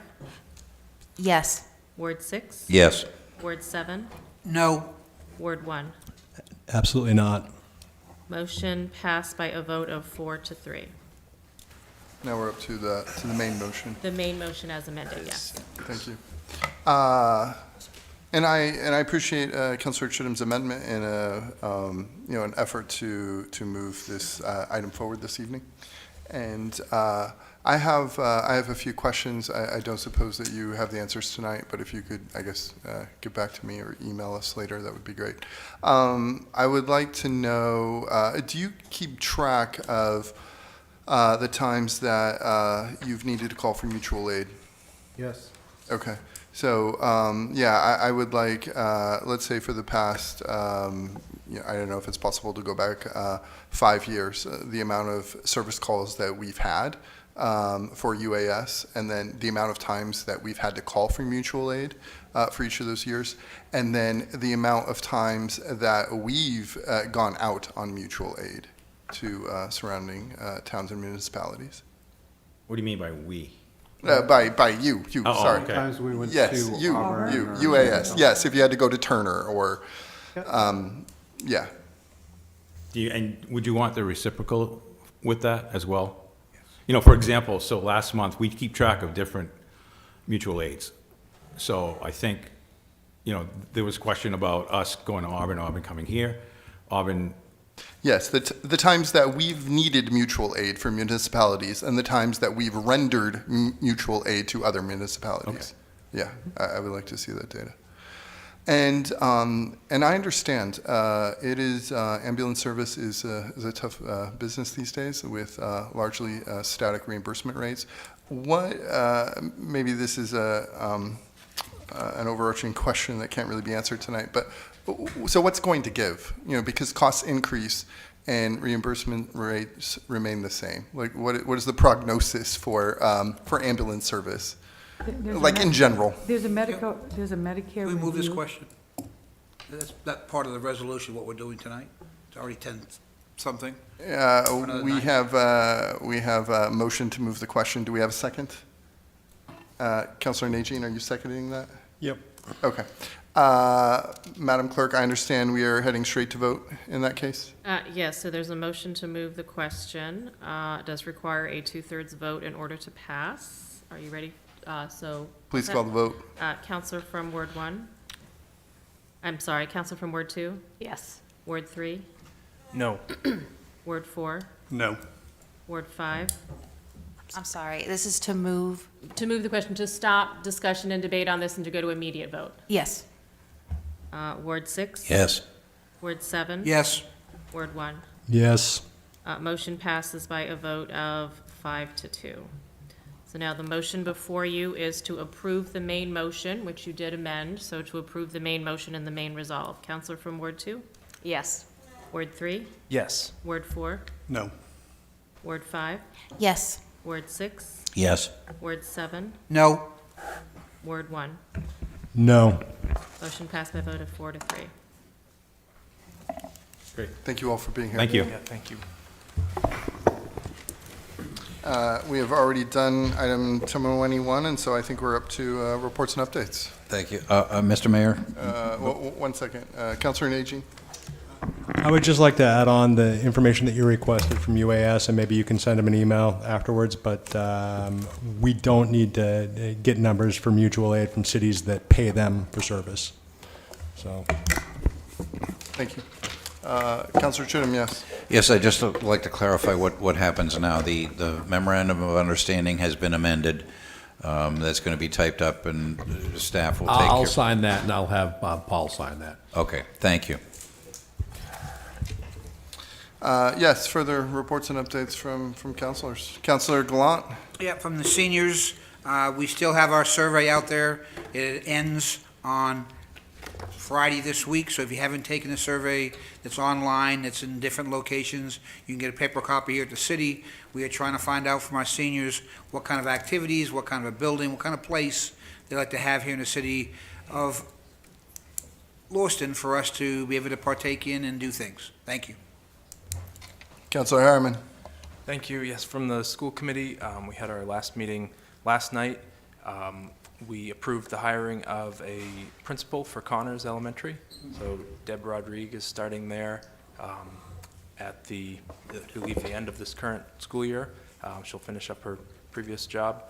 And we had a lot of comments last night in favor of keeping Eid on the school calendar as a school holiday. And I guess the last thing I would mention is the council passed the school budget tonight, but it still needs to be voted on by the voters. So next Tuesday, the 14th, and if Madam Clerk has other updates regarding the election, then I'll let her share them as well. Sure, thank you, Counselor. So as you noted, the citywide school budget referendum election is Tuesday, May 4th. All voting takes place at Longley Elementary or Longley School. Polls open at 7 a.m. and close at 8 p.m. Absentee ballots are available. The deadline to request absentee ballots is this Thursday at 4 p.m. And absentee ballots can be submitted anytime between now and 8 p.m. on Tuesday night. Thank you. And do you have the booths upstairs so people could vote if they wanted to? We'll put them up tomorrow morning. By state law, people could not actually return their absentee ballot until the city council approved the school committee budget, which you just did tonight. So then booths will go up in the morning. Oh, gotcha. Thank you. Further reports and updates from the council. And now we're up to new business. Is there any? Counselor Gallant? We went and got trained on I'd like to be trained on proper conduct for a council and what the mayor's position or the chair position is. And can we find someone to do that? So we know, we hear the public often saying, he's not supposed to do this, or we're not supposed to do that. We're a fairly new council.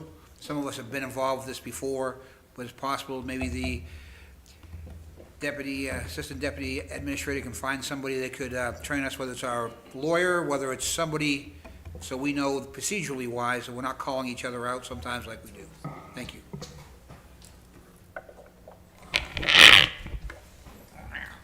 Further new business from the council. Madam Clerk? Yes, sir.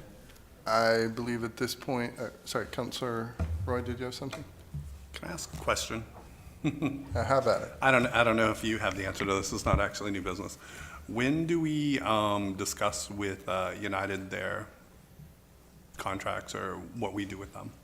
When does that go into effect? When do we discuss that with them? That MOU started in May of 2022, and it was signed in 2023, and it was a 5-year MOU. And it was explained to me back when the last city council, we were negotiating that the $360,000 was just a status quo because they're losing so much money.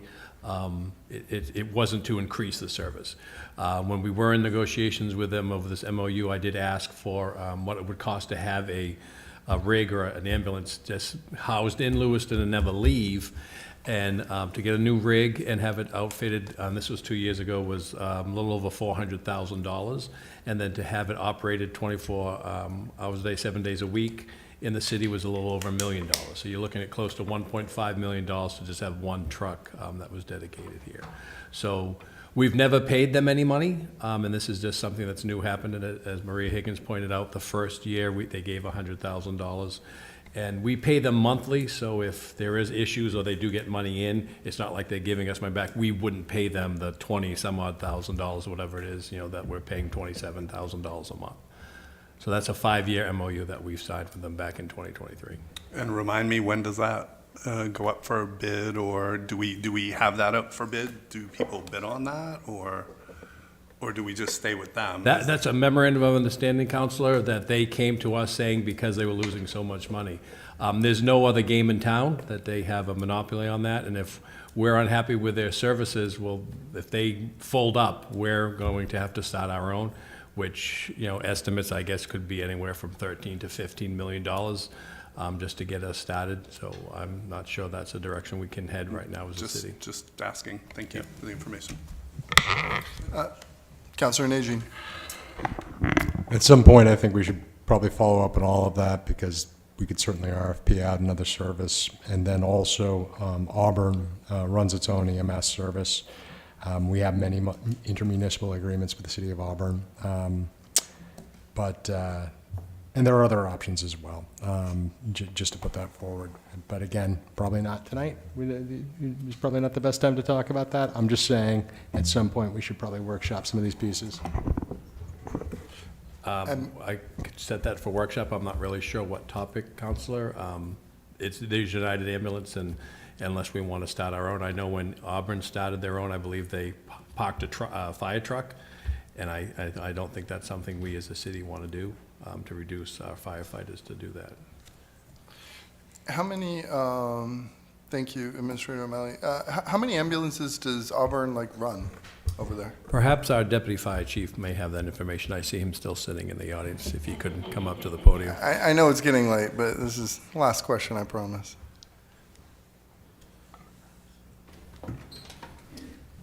I'm not sure how many they staff. I believe they do tier staffing, so more during the weekdays or peak times and less overnight. Okay. And they have one ambulance or two? I believe it's between 3 and 6. Oh, wow. Okay. Thank you. Are we ready to adjourn, councilors? Madam Clerk, I believe we're ready to adjourn. Excellent. Counselor from Ward 2? Yes. Oh, sorry, yeah. May I have a motion to All right. adjourn? Councilor Sol, seconded by Councilor Najin. Madam Clerk, please call the vote. Counselor from Ward 2? Yes. Ward 3? Yes. Ward 4? Yes. Ward 5? Yes. Ward 6? Yes. Ward 7? Yes. Ward 1? Yes. Motion passed by a vote of 7 to 0. Thank you, councilors. Good night, Lewiston.